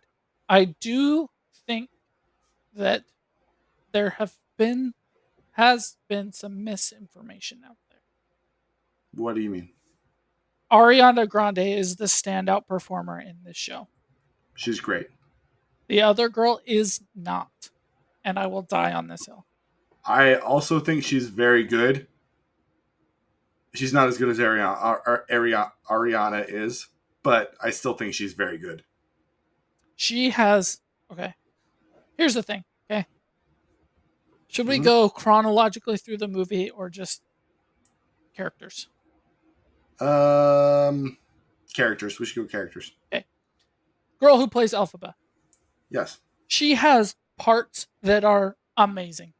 Mind-blowingly good. Absolutely amazing. There are also parts where her voice breaks. I think it feels like she does that on purpose. Nope.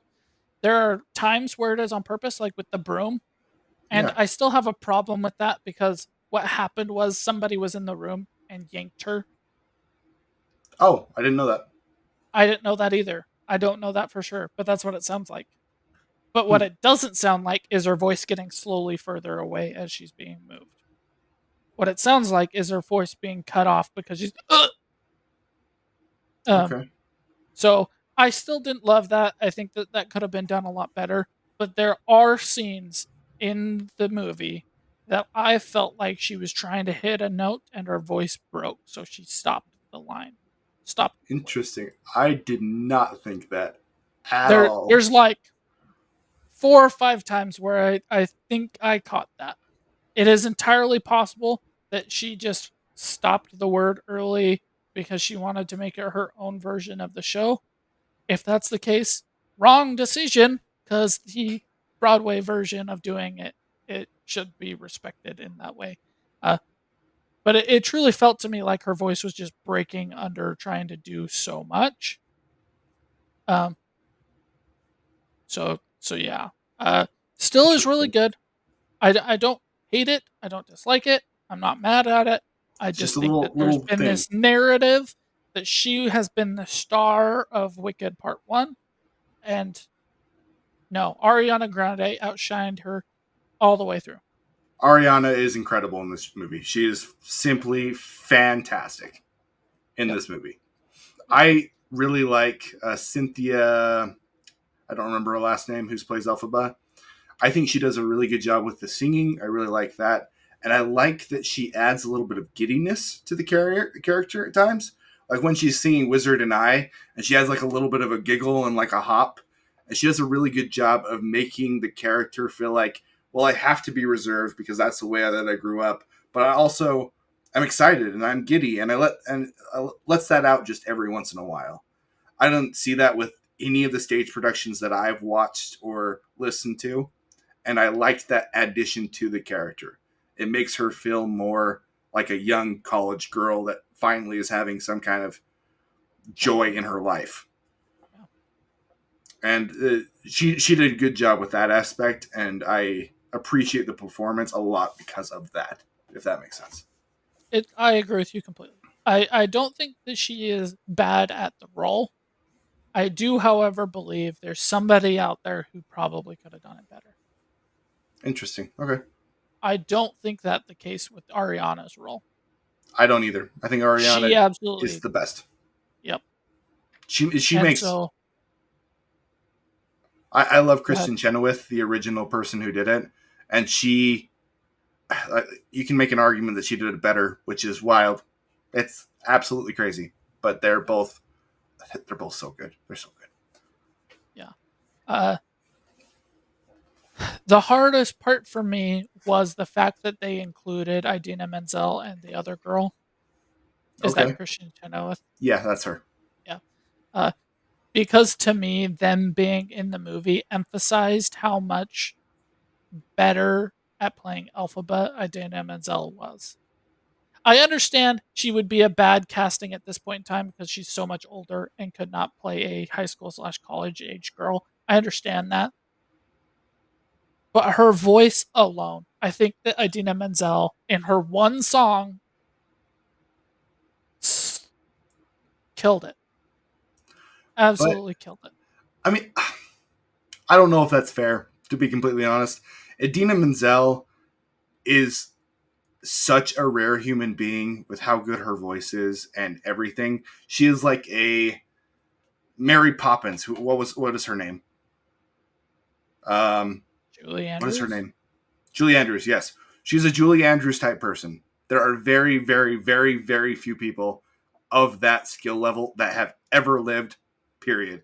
So saying that she would have done a better job, well, yeah, probably. She probably would have, since she's literally like a 1 in a billion person. Of Broadway stars, she is a upper level Broadway star.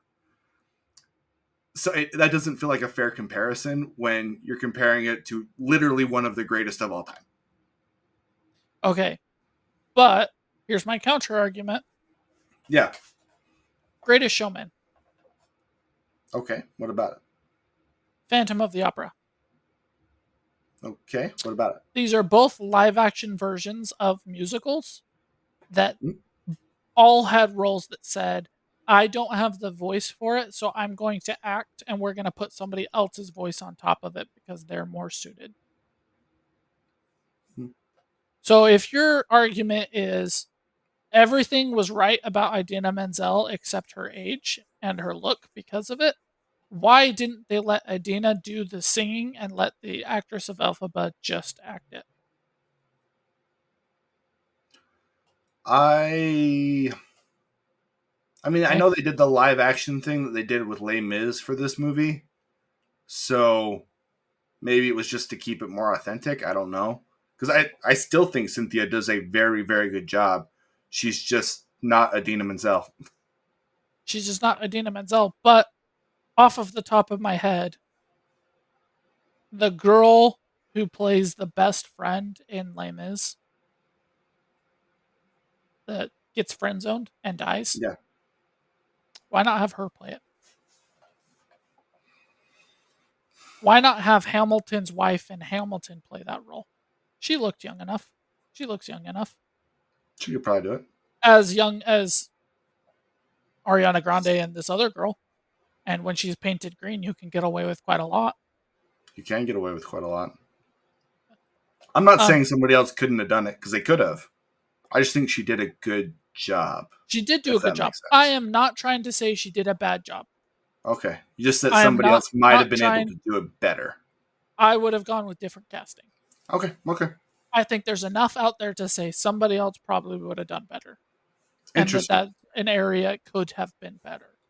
I think there's areas where somebody probably could have, but areas where people wouldn't have either. I think she is about as good as other options, if that makes sense. I would put her like if I had like dream casting, right? Yeah, yeah. Like I would put her. I think she probably did would would have done better than the blonde girl from Les Mis, the girl who plays the daughter.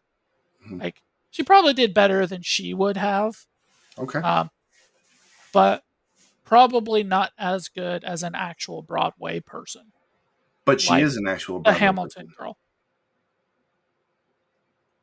I've not Cynthia seen or heard from played. her. Let me look really quick. I know she's an actual Broadway person. The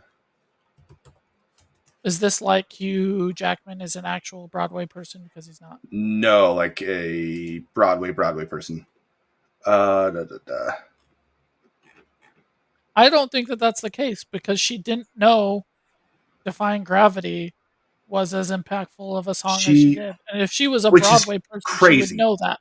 That's If she was a crazy to Broadway me. person, she would know it. She has a Tony Award. So, That's like being the Broadway of Broadway people.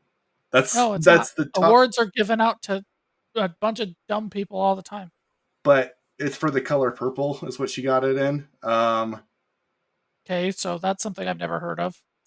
It's actually quite good, but it's like a famous black Broadway show. Okay. But she did Umbrellas in Cherbourg, which I've never heard of. Sister Act, which I have heard of. I Can't Sing, which I have. This Rose, which I haven't. Henry, she did Henry the Fourth. On that was the West End. Marine Parade, I was looking for a ceiling, and then I saw the sky, Three Musketeers, The Princess of Spain, and Midsummer's Night Dream, all on serious stages where she actually got paid. Like she's a Broadway person. I still disagree. Like, she's Okay. done stage production, but no. Because Okay. if she was a Broadway person, she would have known the impact of Defying Gravity. Yes, I thought that was absolutely crazy. I heard that, and my thought was even if you were just a basic drama nerd, which she obviously is at least that, you would know about Defying Gravity. If you don't know musicals, you probably have heard Defying Gravity. I don't know. I It didn't was a know weird thing. musicals, and anyway, uh, I think there's better out there, and Fair so enough. that's just my only point. I'm not saying she did a bad job. I'm not Just think it saying could have been better. recast her now. Um, there is somebody in the movie who needs to be recast before part two. It's not her. Interesting. I wonder which one you think it is, because I have one person I don't really like either. But Who's yours? I want to know. the professor. Oh, I disagree completely. Okay. She's Yeah. perfectly hateable. She's exactly what she needs to be. What's She your is the problem with only her? one, because I've just listened to the soundtrack so many times and I've gone and seen it, and both versions of the professor are significantly better than she is. You're Like talking about the significantly. sorceress professor, right? Yeah. Okay. Yeah. So, she's the one person in the show that I'm like, eh. Um, who is your one person? Jeff Goldblum. Okay, my father-in-law, when we took it, he was the one person he did not like in the movie. I didn't have a problem with him. Why didn't you like him? Here's m- here's my op- here's my opinion on Jeff Okay. Goldblum in Wicked. Okay. I was pleasantly surprised with how good of a job he did. Yeah. He still did a below par job and should be replaced. Interesting. In the musical, the wizard is he's supposed to be kind of a sly trickster. He really is not that good of a singer, even on the Broadway version. So I was fine with him. Like if they replaced him with someone else, that'd be fine. If they kept him, that's fine. I really did not like that casting. Okay. Uh, that honestly felt like the biggest like let's throw his name in there because we can kind of casting, and I hate that casting. Right, that's what Les Mis did, and that's why Les Mis was so bad. Interesting. Uh, I felt like I feel like they felt like they could get away with it because he wasn't as big of a singing role, and he auditioned for it. So they're Okay. like, "Hey, we can throw Jeff It's Goldblum's name Jafu. on this project." Let's do it. Yeah, and I'm like, "No, every role matters." I was watching a review video on Wicked after I finished it because I couldn't fall asleep last night, Yeah. and this reviewer was talking about how every person knew the number one rule on Broadway productions, and that is there's no small role. Every single character that shows up on screen, whether they have a name or not, knows that there's no small roles, and they absolutely kill it. And I couldn't agree more, except Jeff Goldblum. Hmm. Interesting. Like, You think he he does a did not good job, kill it. or do you think he's not even good? No, I think he did okay. Okay. Okay. Like I said, I was pleasantly surprised. I expected garbage when I saw him come up on screen. And when they showed his picture, and I was like, "Oh, that looks like Jeff Goldblum. I hope it's not really him." And then it was him. I was like, oh, Ah, "We've dang it. done this thing before. I don't know where it was, but we've seen him singing before. It's not a good look on him. Please just stop." And then it's him, and I was like, "Oh." And then he did his thing, and I was like, "Okay, that wasn't so terrible." But he did not give me the vibe that everybody else on the screen did, which is there are no small roles, and given Hmm. great effort into the role. Like, Interesting. yeah. I did not get that, but that's totally fine. Yeah. That's totally fine. I think my father-in-law just doesn't like Jeff Goldblum, so he didn't like him in this either. How do you I not like Jeff Goldblum? I don't know. It literally blew my mind when he said that. I was like, Jurassic Park, he's great in. If you've seen what's the one where he turns into the bug? It's really good. I can't remember what it's called. It's a horror movie. It's a horror classic. Very good movie. I have no idea. Independence Day. Independence Day is awesome. That's not Yeah, the one I was going for, but it's great. Like yeah, he's awesome. yeah. He's a good actor. I've got nothing against Jeff Goldblum. I have things about Jeff Goldblum singing. Same complaint about Dwayne the Rock Johnson. Love Dwayne the Rock Johnson. Please stop singing. The Fly. You're not Fly good is at what I it. was talking about. Oh, okay. Uh, But yeah, yeah. I don't know. I just because it was that particular role, I really didn't have a problem. Is he my favorite cast in the entire world? No. I like if I had an opinion about Jeff Goldblum as a character, he's a 5. He's totally fine. He's fine in that He's like spot. a 4.5 to me. Oh, okay, cool. Yeah. He's the man. I really wish they had just done a little bit extra with that role. Right? Because that role is the kind of role that can be very impactful with the small part that they play, Yeah, but instead is really forgettable because it's Jeff Goldblum. it's Jeff Goldblum. Okay, Yeah. hey, And dude. it's Yeah. just not the right call for him. It's not the right role for him. Nothing against him as a person. I just if I were doing it, I'd be like, okay, part two, we're gonna change Oz. We're getting somebody who can make more out of the small part that they play, like I feel like the professor does actually do. The professor does a phenomenal job with the small part that they play.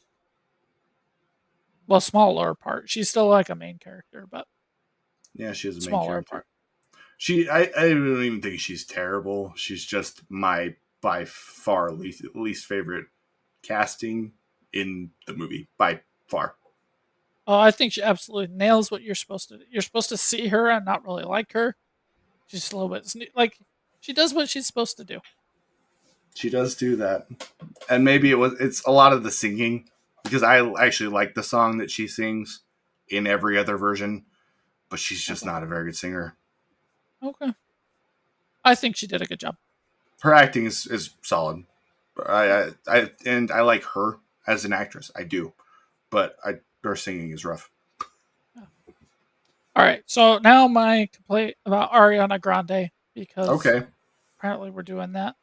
Just going through my complaints. Hmm? I did not like the beginning of Wicked. Oh, a lot of people don't. I love it, Yeah. but a lot of people do not Here's like that. here's my problem. Okay. It feels confusing. Okay. Okay. So Ariana Grande as a singer and a performer absolutely nails this role, and I 100% nail this down to a flaw in the actual script. Okay. Um, and full disclosure, this is my first introduction to Wicked. Anybody who's listening, I have zero experience with anything other than Defying Gravity outside of this. And You I hadn't guess even I've heard heard a few popular. other songs. I've heard Popular, but never Okay. all the way through.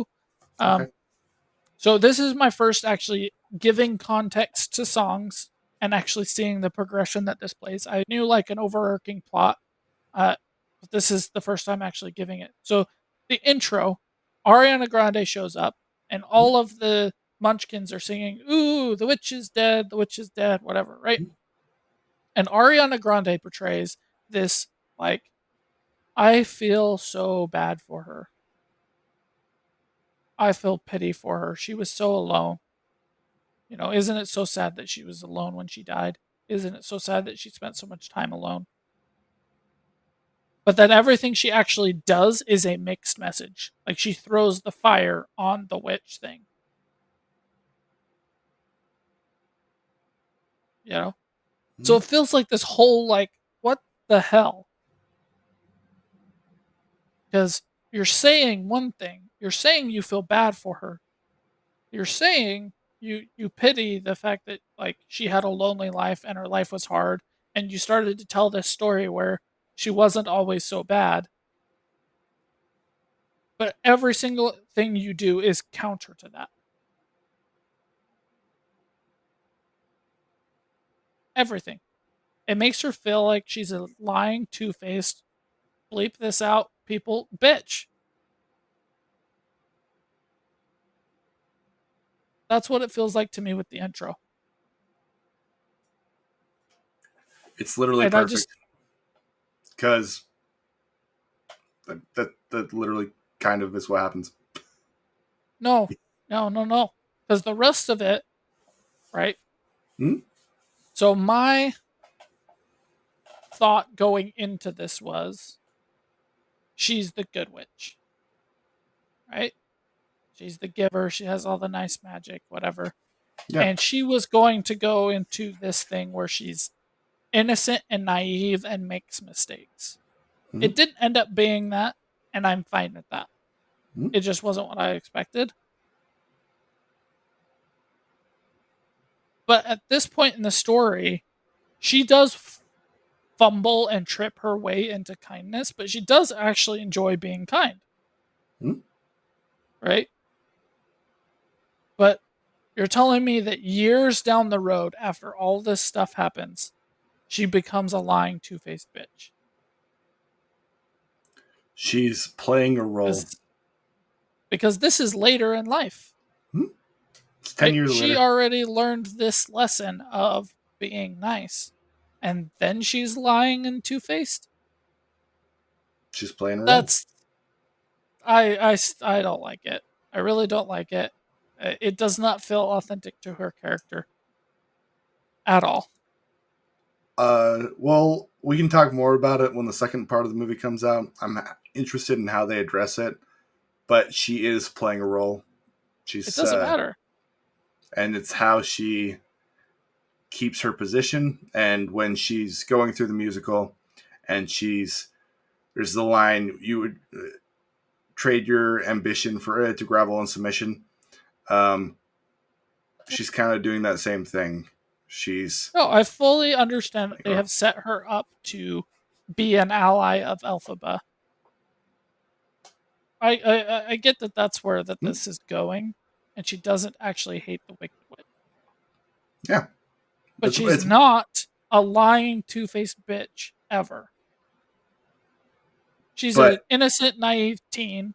She's kind of an asshole sometimes, but she is not that. And you have to lead into what is the Wizard of Oz because that's what happens next in the story, right? So you have to go into where that leads. And that is she's a genuine good person who helps out Dorothy. yes, but part of it is by playing the role in the politics of what she has to do to be able to take down the wizard, which is something in the second part of the show I do have a little bit of a problem with because I don't think it's fleshed out enough, and they have room with the movie and how much time they have to flush it out significantly more. And I think you could make the second part of the musical quite a bit better, particularly with character motivations. And I hope that they do that. I really, really hope they do that. Okay. Well, this is where I stand right now. I Okay, think she does a great job with the role. Like she is a phenomenal singer. I so knew good. she was a phenomenal singer ahead of time, but I was still absolutely amazed by it. I am still going to rewatch Wicked Part 1. Right? I'm not against it. I'm not as into it as you are, and I will probably wait till before Part 2 comes out. But, I'll listen to the music, and, it's great to actually have context. Because I realized that was the problem for me with musicals for so long, is like I was hearing the songs, but not getting the context, so I hated them. Mhm. But show tunes are great when you understand the context of what is actually going on. Like Phantom of the Opera, I hated. So did I. I hated it. I was like, this is garbage. It's about this stalker guy. Like, no, there's no way she would be in love with him. But then you find out, like, oh, she's not really in love with him. And you actually get the context of the song, and you're like, this is amazing. I'm having the same experience here. This is amazing. It's great to have the context. I know we've been mostly negative talking about Wicked so far with part one, but genuinely, truly genuinely, I love it. It's great. I do think that like Elphaba could be better, but I'm not upset at the role. I think Jeff Goldblum could probably and should be replaced, but it's not at this point a big enough role for me to like really hate on. And he didn't do such a bad job that I think he takes away. Right? I think that the beginning is kind of a bad representation to kind of start it. but that's a problem with the script to me. Yes, it's entirely possible that they could turn this around and explain it. I don't really have high hopes for that to happen, but I guess it's possible. Um, Everybody on screen does it's not there's no small roles, and it's They great. do so good. The dancing in this is it's so well done. Especially the library scene with Fiero. Oh I yeah, absolutely. love that scene. It is insane. That might be one of my favorite dance scenes in anything ever. I It's really totally fair. so cool. It is so well done. And I love that they created a lot of the stuff in the movie. Like the train is a real train. They made that train. The library bookcase where it's moving, that's a real thing. They made that. And the dance is real. It's done in there. Um, they just did a lot of actual, real practical effects that make the movie feel more fleshed out. It makes the world feel real. And It also makes I it love fit that. into the Wizard of Oz feel Yeah. really well. You know, you Super well. actually believe it's the same world, even though this is coming out 50 years later. Yeah, like it's a small thing, but even just the Wicked infographic at the very beginning is it matches Wizard of Oz. They match the. It's just a font, but Yeah. they did the work to make it feel authentic. And then I like everyone in it. I think Fiero does a great job. I think Ariana does a great job. I think Elphaba does a great job. Um, it, I genuinely love this movie, Yeah. and It's I great. really hope that they can pull out part two and they can fix some of the little problems that part two does have. Okay. I'm interested to see, where does Wicked fall on your list of all-time musicals? Oh, I've been debating that. I don't know. It's high. It's very high. Top 5? Yeah, it's up in top five for sure. It would For not sure. be top 5 for me, It but wouldn't. I Okay. thoroughly enjoyed it. Yeah. No, Dear Yeah. Evan Hansen, Epic the Musical, Les Mis, Into the Woods, Dear if you're counting like Disney musicals, that adds a whole lot more too. Uh, Probably would break my top 10, but not my top 5. I don't know where it would be. I thought you were talking about just movie adaptations, and it's up there. But even just the musical is probably in Well, my top movie five. adaptions, it's right up there. I mean, I would Yeah. have Phantom of the Opera and Wicked. Les Mis was terrible. Into the So Woods was terrible. Uh, Dear Evan Hansen was terrible. yeah. I really like It's Chicago. The adaptation of Chicago was really good. The one with Andrew Garfield I actually really enjoyed. I know you didn't, but I really I liked didn't it. like that one. Yeah, this one's better than that one. But This there's one some is other by ones. far better than that one. It's not Um, even close. yeah, those aren't close. All That Jazz is really good. The one that's from. Yeah, there's some other ones that I really like. This is probably my favorite movie adaptation. I don't know. It's up there with my It favorite would probably musicals. be number 2 And because I love in Phantom of the Opera. the theater scene where she's singing "I'm Not That Girl" is like the coolest thing I've ever seen. It it rains on stage with lasers, and it just blew my mind. I will never forget it. It was when you want to experience wonder as an adult. I experienced wonder at that song. I was just sitting there like, how is this possible? How am I seeing this? It literally blew my mind. It was so cool. Do you want to know what my biggest shock was in Wicked? What was that? You know the Loathing song? Yeah. When I had heard it previously, I thought that they were saying loving. I thought Oh, it was a really? romance song, and I was like, this song doesn't make any sense. That's So funny. my biggest shock was finding out that the word was loathing, not loving, and that the song actually makes sense now. I love the music in it. We'll have to talk about part two when it comes out. We can go and see it. That'll be awesome. Let me go to my next topic. This one might be a little bit of a long one. So, Wind and Truth.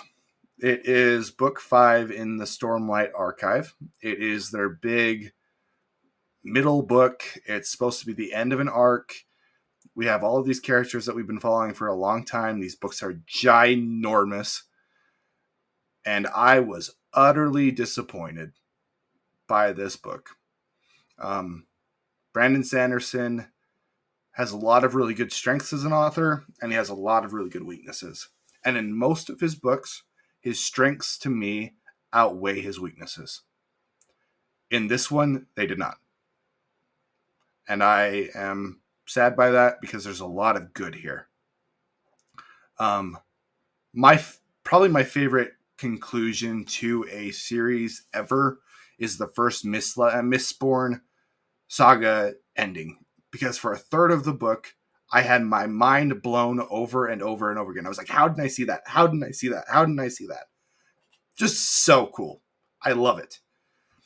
But when he's talking about this book, he's talking about how he's planned this ending for 23 years. And I said, if there's any book that's going to end and blow my mind more, it's probably this book. He starts books with the end in mind, and then he writes back from there. So he's been planning this ending since he started book one. I don't get it. Because there's a lot of problems. Then there's a lot of good that happens in this book too. There is a lot of good ideas. But you have so many different issues. Number one, sometimes Brandon Sanderson over explains what characters are thinking. And in the second Mistborn book, part of the problem with that book is you're inside of Vin's head, and he's telling you everything that Vin is thinking constantly, all the time. And it just feels like relentless whining. So Mistborn book 2 drags like absolute hell. And with this book, you have that same problem that he seemed to have gotten over, but it's every single character. Kaladin, what was he thinking? This is why he was thinking this, and this, and this is why he's doing it, because he was thinking this, and this. Adolin, thinking this, and this, and this is what he's doing because he was thinking this, and this. Seth, same thing. This, and this. Whoever, Dalinar, same thing. This, and this. And it just gets exhausting because we've been with these characters for longer than most book series.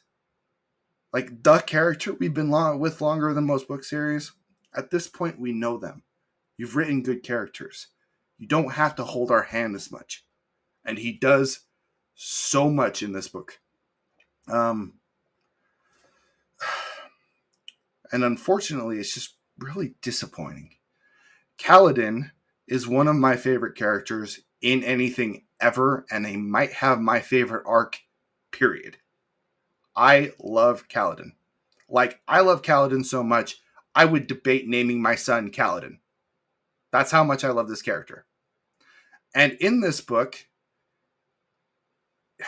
what it was going for, I kind of like. Basically, you have a character who deals with really authentic depression, and it is done extremely well. In book 4, you have a character who had a mission, and that mission allowed him the motivation, the pressure, the purpose to be able to fight through, even though that depression was weighing him down, to push through it anyway. And that mission is over, but the depression is still there.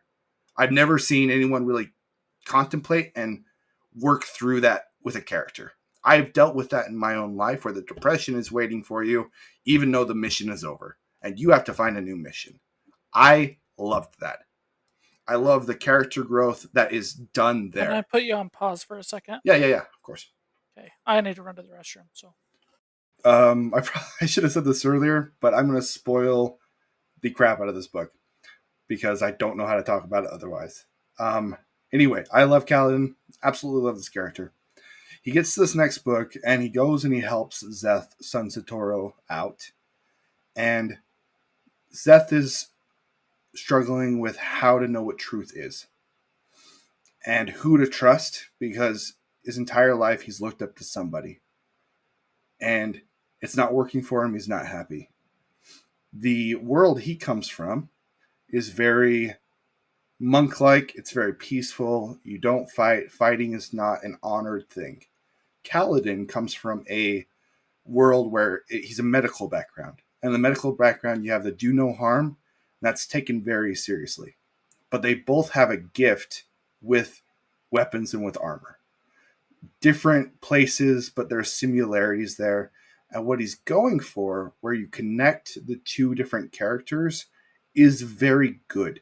I like the idea, but it is not done well at all, in my opinion. You have Zeth, who's struggling, and Kaladin, who all of a sudden somehow took a Psychology 101 class and is using words and phrasing that he would not know. And in the rest of the book series, it feels like he's coming across ideas that are basic truths about being a happy and successful human being and being psychologically sound in a world where you feel like your brain is attacking you. He's figuring it out in this fantasy setting.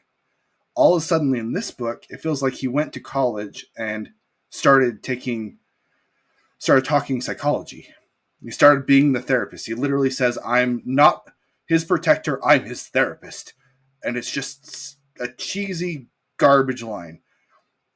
It doesn't match the world that Brandon Sanderson has created, unfortunately. You have that piece, but there's a lot more. You have weird editing throughout this entire book because you have 10 days. The basic premises of this book, you have 10 days before a big battle, and whoever wins that big battle will hold most of the planet and be able to keep going forward, protect their citizens within the regions that they win. Is kind of the idea for someone who hasn't read it. You have 10 days to get to this point in the book. And so he's going through each day, and you have these weird edits that kind of chop. And it makes it so you don't feel like you can never actually sit with the character because you're moving on to a next one and moving on to a next one and moving on to a next one. There's a particular part with a character named Adolin, who I think the character growth in this book is honestly great. It's really, really good. But he has a part where he's lost his leg and he's fighting with a peg leg, and he has a Spartan moment where he has to hold the line and he's taking on the enemy general. And he is outmaneuvered in every single way. He doesn't have the balance because he's missing his foot, and he has to do it anyway. And his inner monologue is really badass. It's very cool. And he has a point where he speaks to the Spren. It's kind of like the spirit of the armor. And what puts that all together. It's weird to explain to somebody who hasn't read the book. But he speaks to this Spren of his armor that the general is wearing and has the Spren attached to him instead. It's very cool. It's very, very well done and works with the world insanely well. And you're like, oh, come on, this is going to be so badass. Let's go. Edit. It ends right there. And then you come back to Adolin later, and he's beaten the bad guy. The fight that we want to see, and he cuts it out. I told a buddy about this when we were talking about the book, and I was complaining because I have a lot of things I don't like. It felt like a movie where they ran out of budget, and they had to cut the scene because they just didn't have the budget to make it.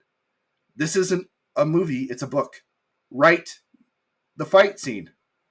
Everybody likes your fight scenes. You're really good at writing fight scenes.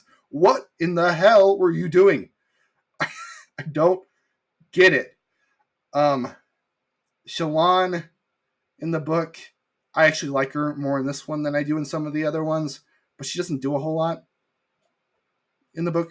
She's just kind of there, and you've been building with her for thousands and thousands of pages. Dalinar goes through this cool journey. I'll admit it's cool, but it's cool for the reader. It doesn't make sense for the story. He goes into this place called Shadesmar, and in Shadesmar, you can attach to memories and live those memories again and again and again. It's a cool magic system. It's well done in the world. But all he's doing is going through these memories that don't help him. It's just a cool thing for the readers because they get to explore the history of this world that we spent so much time in. And you do get a lot of answers, but it doesn't actually help the character. So you've got a third of the book that I truly think is a waste for the story, not for you as somebody who's interested in the world. Um, and that's also just, it's not good writing. You could have done that and made it feel more purposeful. Um, Dalinar and his wife Navani, I love Navani. I think she's a great character. Actually, fantastic character. They are the only two that can charge Stormlight, and Stormlight is how everybody uses their powers in this universe. They decide to go into Shadesmar together. You have 10 days.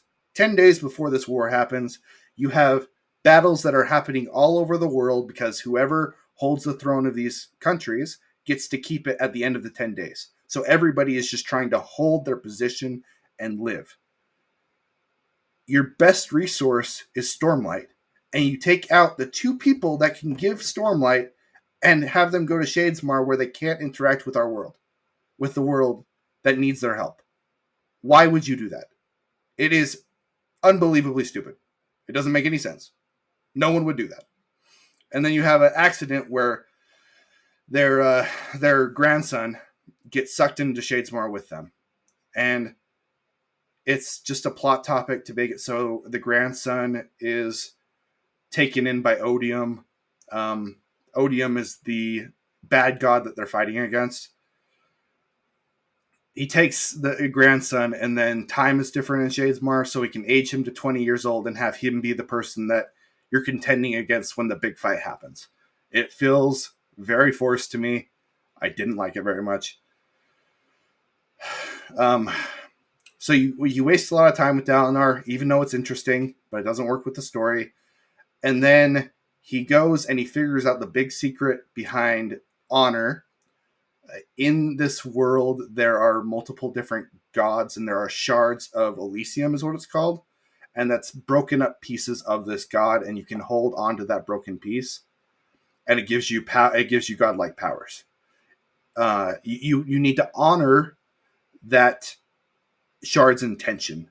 So if you're honor, you need to act with honor if you want to keep that. If you're odium, you need to act with malicious destruction in order to keep that.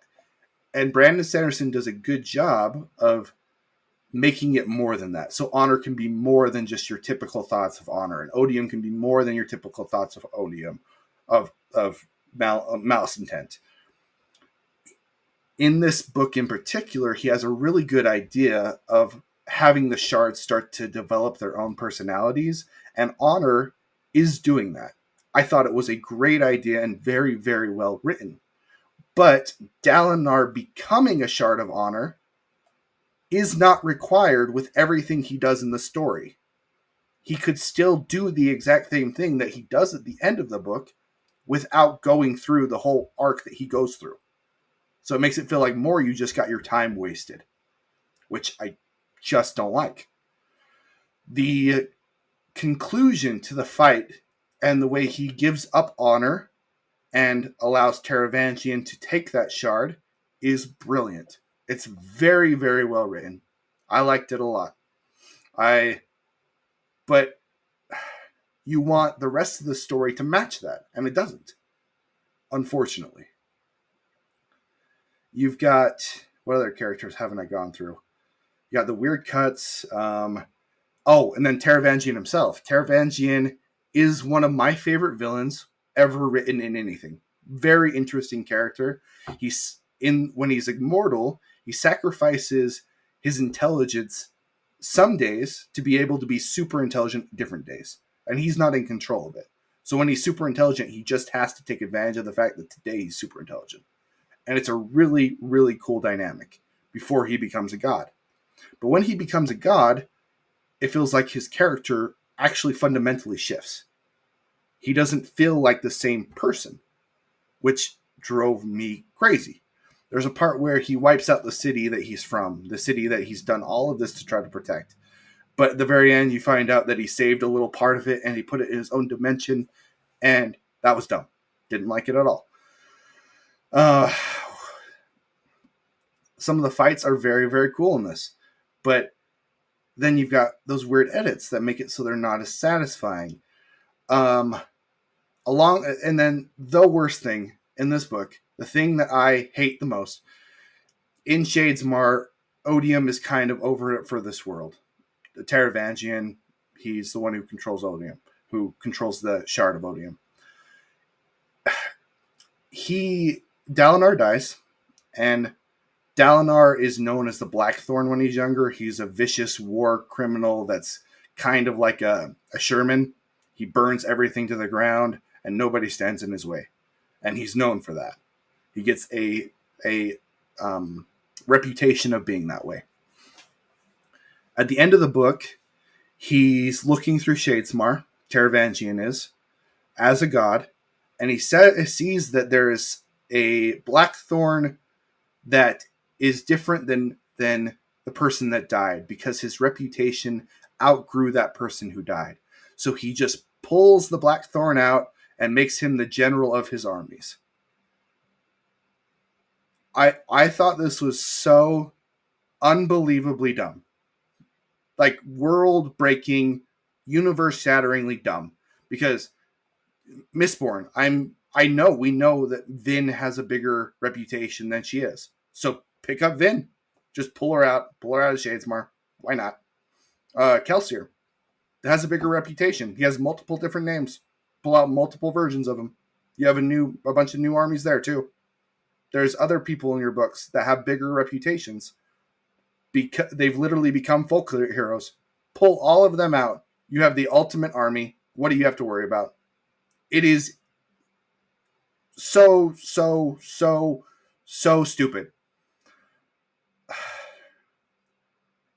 I was talking to a friend and we had a pretty long conversation about this book because he had some frustrations too. And I realized that I was trying to overlove this book. When I first watched The Last Jedi, the first time I watched it, I was like, well, it was kind of good. I guess I kind of like that. And as I talked to about it with people, I realized it sucks. It's terrible. It's not good at all. It's a horrible, horrible thing. I wanted to like it so much. I tried to force myself to see good in it, even though it sucks. And I tried to do the same thing with this book. I wanted to like it so much. There's good here. There really is. But there's just so much bad. And I don't know if I've ever been as disappointed about a book ever. Unfortunately. The good this time did not outweigh the bad. And that is just unfortunate. For any of you watching that have read the book, you're free to tell me why I'm wrong. That's totally fine. But think about, was Dalinar's journey did it matter? Did it really matter? Because if it didn't, that's a third of the book. That is a waste of your time. And that's what Brandon Sanderson did with this book, unfortunately. He wasted a lot of people's time. So, I am not a big Brandon Sanderson person. Yeah. It would take a lot for me to give his books another try. Okay. To me, all of this sounds like typical Brandon Sanderson. Is it possible that you are being a little harsh on it because of your expectations? It's possible. That is possible. But I don't think anything that I'm saying is illogical. It's not, but it's the same with every single Brandon Sanderson book. So Every single thing you're complaining about is in Mistborn. Yes. Like that's the why first book alone. That's why I was saying the good doesn't outweigh the bad. Because in this one, the bad was more stark. It was larger than it normally is in his books. And he didn't have enough of the good, in my opinion, to outweigh it. Because, I don't love Mistborn Book 2. I just don't. It has a lot of the bad stuff I'm talking about. I also really, really like the end of Mistborn Book 2. And when I reread the series, I literally just skip to the end. Because the end is, I think, really good. Well, that's what I think Brandon Sanderson does, is he wastes your time and then gives you such a good end that you forget he just wasted your time. I think he does that a lot too. But not to this level. I genuinely, truly think that this one has more of his bad tropes that were not edited out and not reasoned with and not told Brandon, you need to change this a little bit. You need to edit this just a little bit. And the good didn't come together like it does with a lot of his other books. Because, like the end of Mistborn 2, the good comes together in the end of the book very, very well. In this one, I don't think that.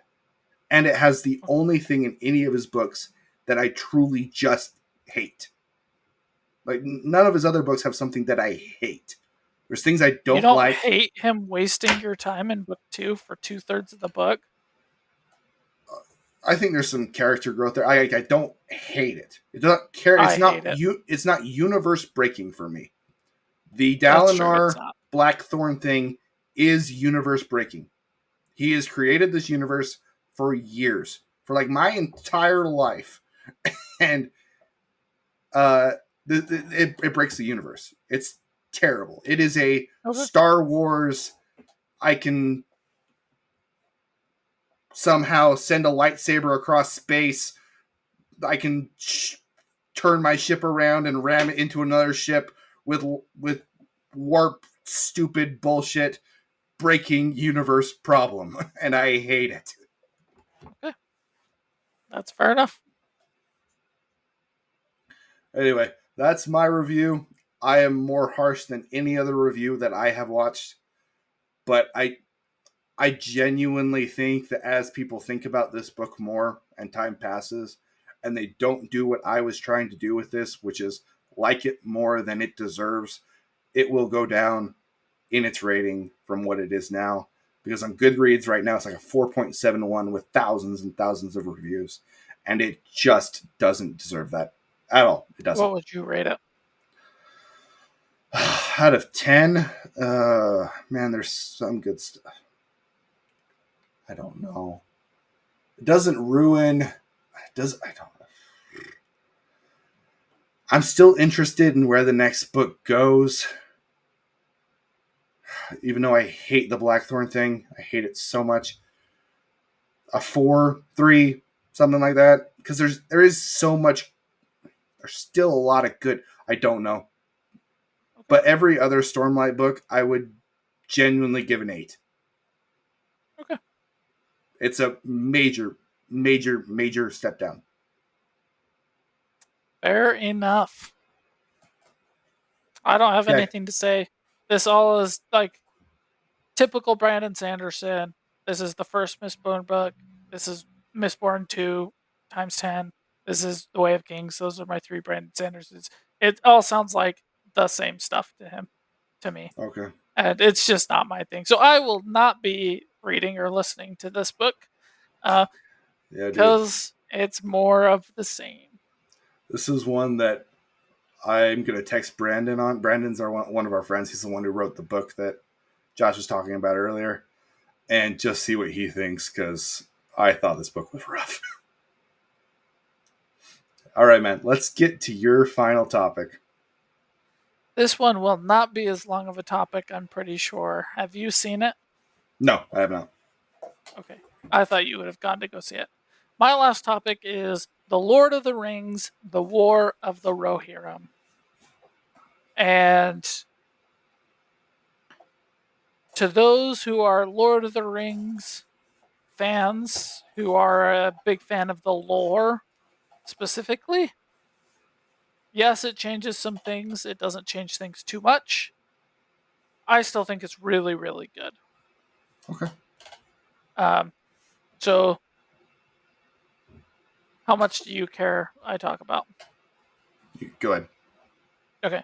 So, spoiler warning then. I'm going to get into some stuff. Here's where I think the negative things are. I think it takes Girl Boss slightly too far in this book Okay. or in this movie. Um, I don't know how familiar you are with the lore, but this is Not based super. on Tolkien's writings about how Helm's Deep got its name of Helm's Deep. Okay. And it's how I forgot his first name, but he goes by Helm, and he's this stubborn, isolating king who gets holed up in Helm's Deep and literally freezes to death at the entrance fighting for it. That's the story that's told, and his daughter is a footnote in that story. Literally, it just mentions that she exists. Okay. She's the main character of the story now, Oh, right? And she's the fastest rider in Rohan. I'm not mad at that. I'm really not. She goes on an adventure all the way through, and I'm not mad about anything that happens. I'm just slightly disappointed at how it ends okay. because she's the fastest rider in Rohan. She's friends with the Eagles. She does all of these things, and it ends with her fighting the bad guy and beating him. And then her cousin gets the throne. I'm not sure why that choice was made, but if I were to be directing it, I would have her defeated by the bad guy because she's not perfect at everything, and have the cousin come in and ride and save the day. That's literally like one of the changes. The only other change I would make is I would have the king actually shown fighting and freezing to death. They show him fighting and then they cut away and they cut back and they were like, and he was found the next morning frozen, still standing. And you're like, okay, well, I would have liked to see this. This is an anime. That could have been so cool. That could have been awesome. Such a cool scene as he slowly froze, biting off all these men. Um, my other negative note is the music. Because in Lord of the Rings, you have ba, ba, da, da, and then it like rises and it kind of like hits you, and you get like the music da da da da da da, you know? Hmm. And in this one, it feels like they just had like a quarter of the orchestra they should have, so it never delivers the music. It's there, it's Lord of the Rings music, but it doesn't have that boom with the score in those high moments. Like, I feel like it's a trademark Lord of the Rings thing. Like, they do it in all three Lord of the Rings movies, they do it in all the Hobbit movies. I never saw Rings of Power, but I'm sure they even did it there. Those are my negative notes. My positives: it was extremely well animated. They made the villain so much better than he was originally. The main character is really good until it crosses that line of girl boss just a little too much. Like I said, I'm fine with her being the fastest rider, but she also shouldn't be able to take on the main villain in a sword fight, right? Like, she cannot be everything. And in this show, she is everything all the way through. And it just a little too much. You know, there's a part where uh, or I was watching a reviewer afterwards kind of explaining to make sure I was familiar with the actual lore. He compared the lore to the thing. And in the lore, it's Helm's, it's the king's story.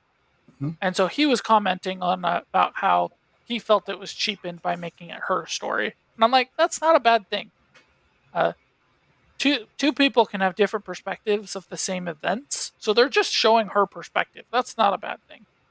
Um, but she's like, this like go free, I'm gonna do what I want when I want girl boss girl who's always right. Like, she literally makes the right choice along the way every single time. The king is always stubborn and wrong in the end.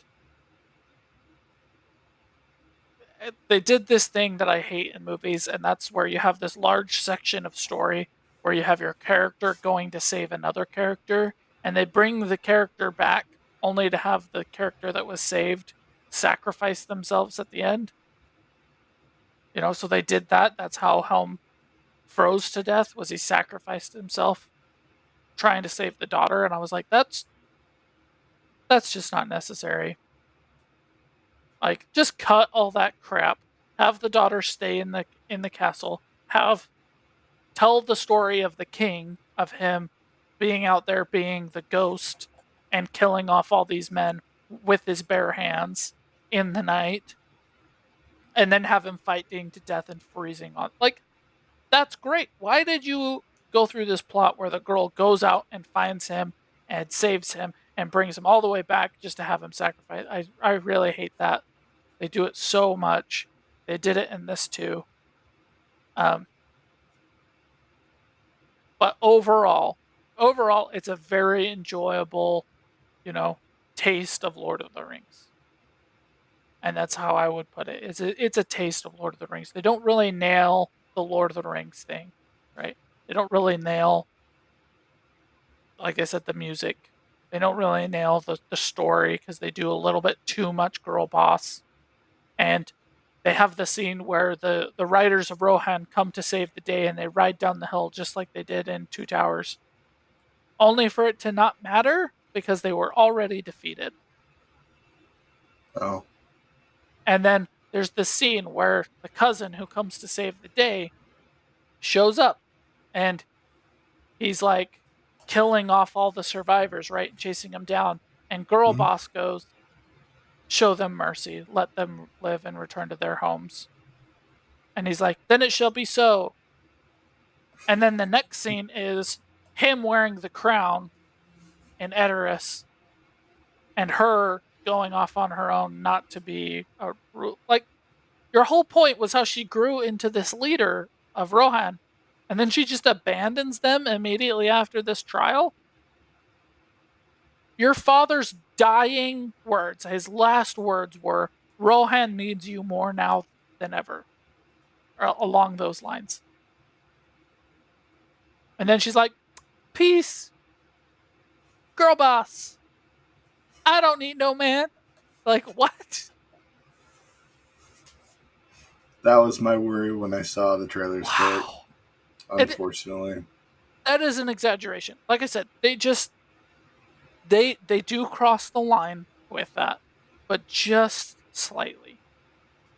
It's not that all along the way. She does have struggles. She's not a perfect person. She's not, GI Jane or whatever they say that phrase is. Um, like she still has to grow. She still has to become a leader. They just they could have let the cousin come in and kill the bad guy, her still live and go off and be in her own and give a reason for him to be king. instead of Small change. Small change, right? She's still not the best sword fighter, writer, everything of all time. And he still has a reason to be king instead of what actually just happened. what would you rate it? 7 out of 10. Okay, It's still enjoyable. I will watch this movie again. Not really like super inclined to watch it every year like I do Lord of the Rings, but I would watch this as often as I watch Hobbit. did I would watch this? this more often than I will watch Hobbit. That seems better. Having it be the same as Hobbit didn't seem astounding. Um, I'm not as down on Hobbit as other people. okay, Right. I think Hobbit is fine. I think the first one is really good. I think the second one is eh. I think the third one is really rough, but is still like a fine thing yeah, overall. Like they just took the small book and tried to make it 3 movies when it really should have been like 2. two, two would have been okay. Yeah. Um, did this make you want to watch Lord of the Rings more? No, because I always want to watch Lord of the Rings. Okay, okay, Yeah. I mean, it definitely gave me the oh well, it's time to do my marathon with the original 3 again. It's been a while since I did that last. I think it's time to go do for it. that again. Um, it makes me excited about what's to come. I hope they continue this avenue of exploring Lord of the Rings lore in other mediums rather than just big picture movies. Uh, I think anime is the right way to do that. I think they're doing the right things, unlike Star Wars, of taking it away from the main story and having it be its own thing. This takes place, I think it was like 120 or 150 years before The Hobbit. So you have this nice chunk of time to give a reason for the world and things to change They gave just enough tasting of Lord of the Rings to let you know that this is leading into that. So the ending scene is she got a letter from Gandalf about his inquiries on the orcs hunting for rings. Right, so that fits. Right, that's when he was doing his research in the books, not in the movie, but in the books for the rings and trying to understand that whole story and everything that went down there. Uh, Saruman shows up and pledges his allegiance to the new lineage of Rohan, which is when it would happen. Um, it gives reason, right? Like she runs away and does her own thing, so it gives reason on why she's not, or why her lineage is not around if she did have any children or anything um, during Lord of the Rings. Um, so it does fine, and like Eowyn, the character, is actually the narrator of the movie. So it's not the same Oh, voice actor, it's actually the character. So the way it's portrayed is she is telling the story, and in doing that, you can actually write off a lot of the like that's lore cool. conflicts because stories change over time. They're adapted and changed, and certain things are forgotten. Like that's totally fine. Um, so it was good. Just a couple little tweaks and a little bit of a missed opportunity by not actually showing the king freeze, because I think that would have been a cool little shout out to something that anime can do. That would have been Um, awesome. but yeah, I'd And still recommend it. It's still a good watch.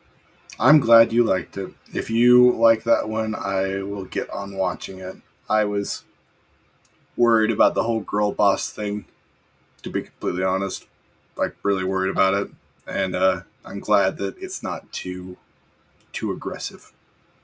It's not, and it's not. It's definitely not one of the things that are for the sake of girl boss, Hmm.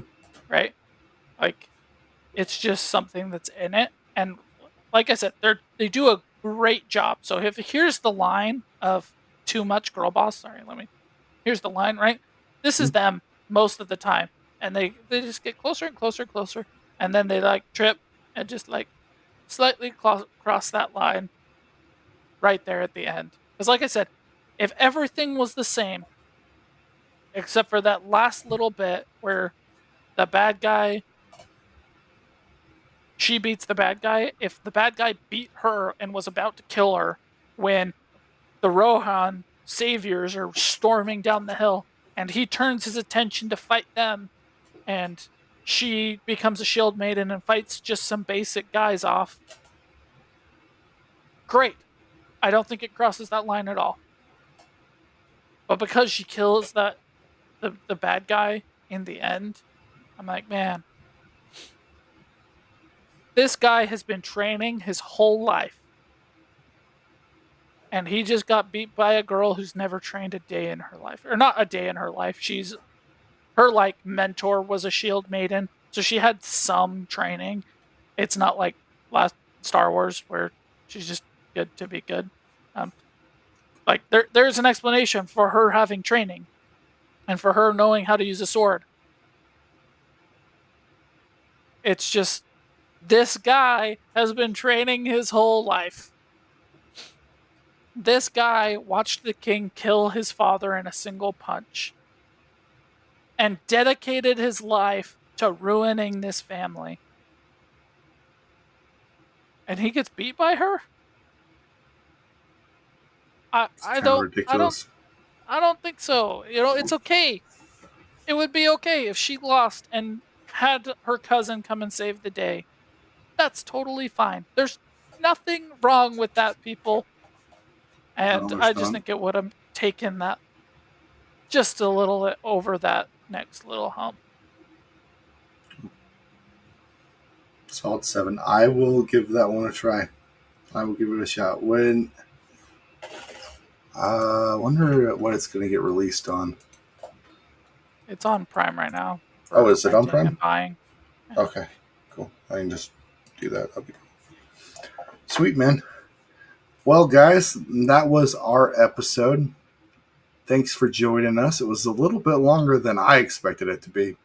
Um, but I'm grateful for all of you. I'm grateful for anyone who tunes in, like, subscribe, comment. If there's anything you guys want us to talk about, if there's anything you found interesting, if you thought I was wrong, if you thought Josh was wrong, tell us why you think you're wrong. If you, I'm actually curious, what's your favorite Stormlight book? I would love to know. I None also of would. them. No, there are good Stormlight books. Josh is a hater. Which Lord of the Rings is your favorite? I'd love to 2. know that. Gladiator. Did you like the 1. movie? Why did you Yeah. like the movie? Gladiator 2. Um, have you listened to Dungeons and Daddies? Do you think the plumber is the best character now? The answer is No. yes. The No. plumber is awesome. Yes, Um, he is. But he's not the best. yeah, just anything you guys want to talk about, we'd love to interact with you. We appreciate y'all. See you guys. Before we end here, I have a question for you. Yeah. Do you have anything planned for this next year for our listeners to look forward to? Um, nothing in particular. Okay. I was Do just you? curious. I'm trying I think I'm going to try and watch 1.5 of IMDb's top 100 Oh, okay. because 90 of them I haven't seen. Cool. So You're gonna try a a half of week. them? 1.5 a week. 1.5 a week. Wow. Okay. Yeah. Cool. So there's 52 weeks in a year. If I average 1.5 and skip the ones I've already seen, I think by You'll the be end of the there. year I'll have seen them all. That's cool. I like that. Yeah. Okay. Sweet. I'll think about something, but now right now it's just going Okay. forward and doing what I'm doing. Cool. Thanks for listening. Hey, see you guys. Bye.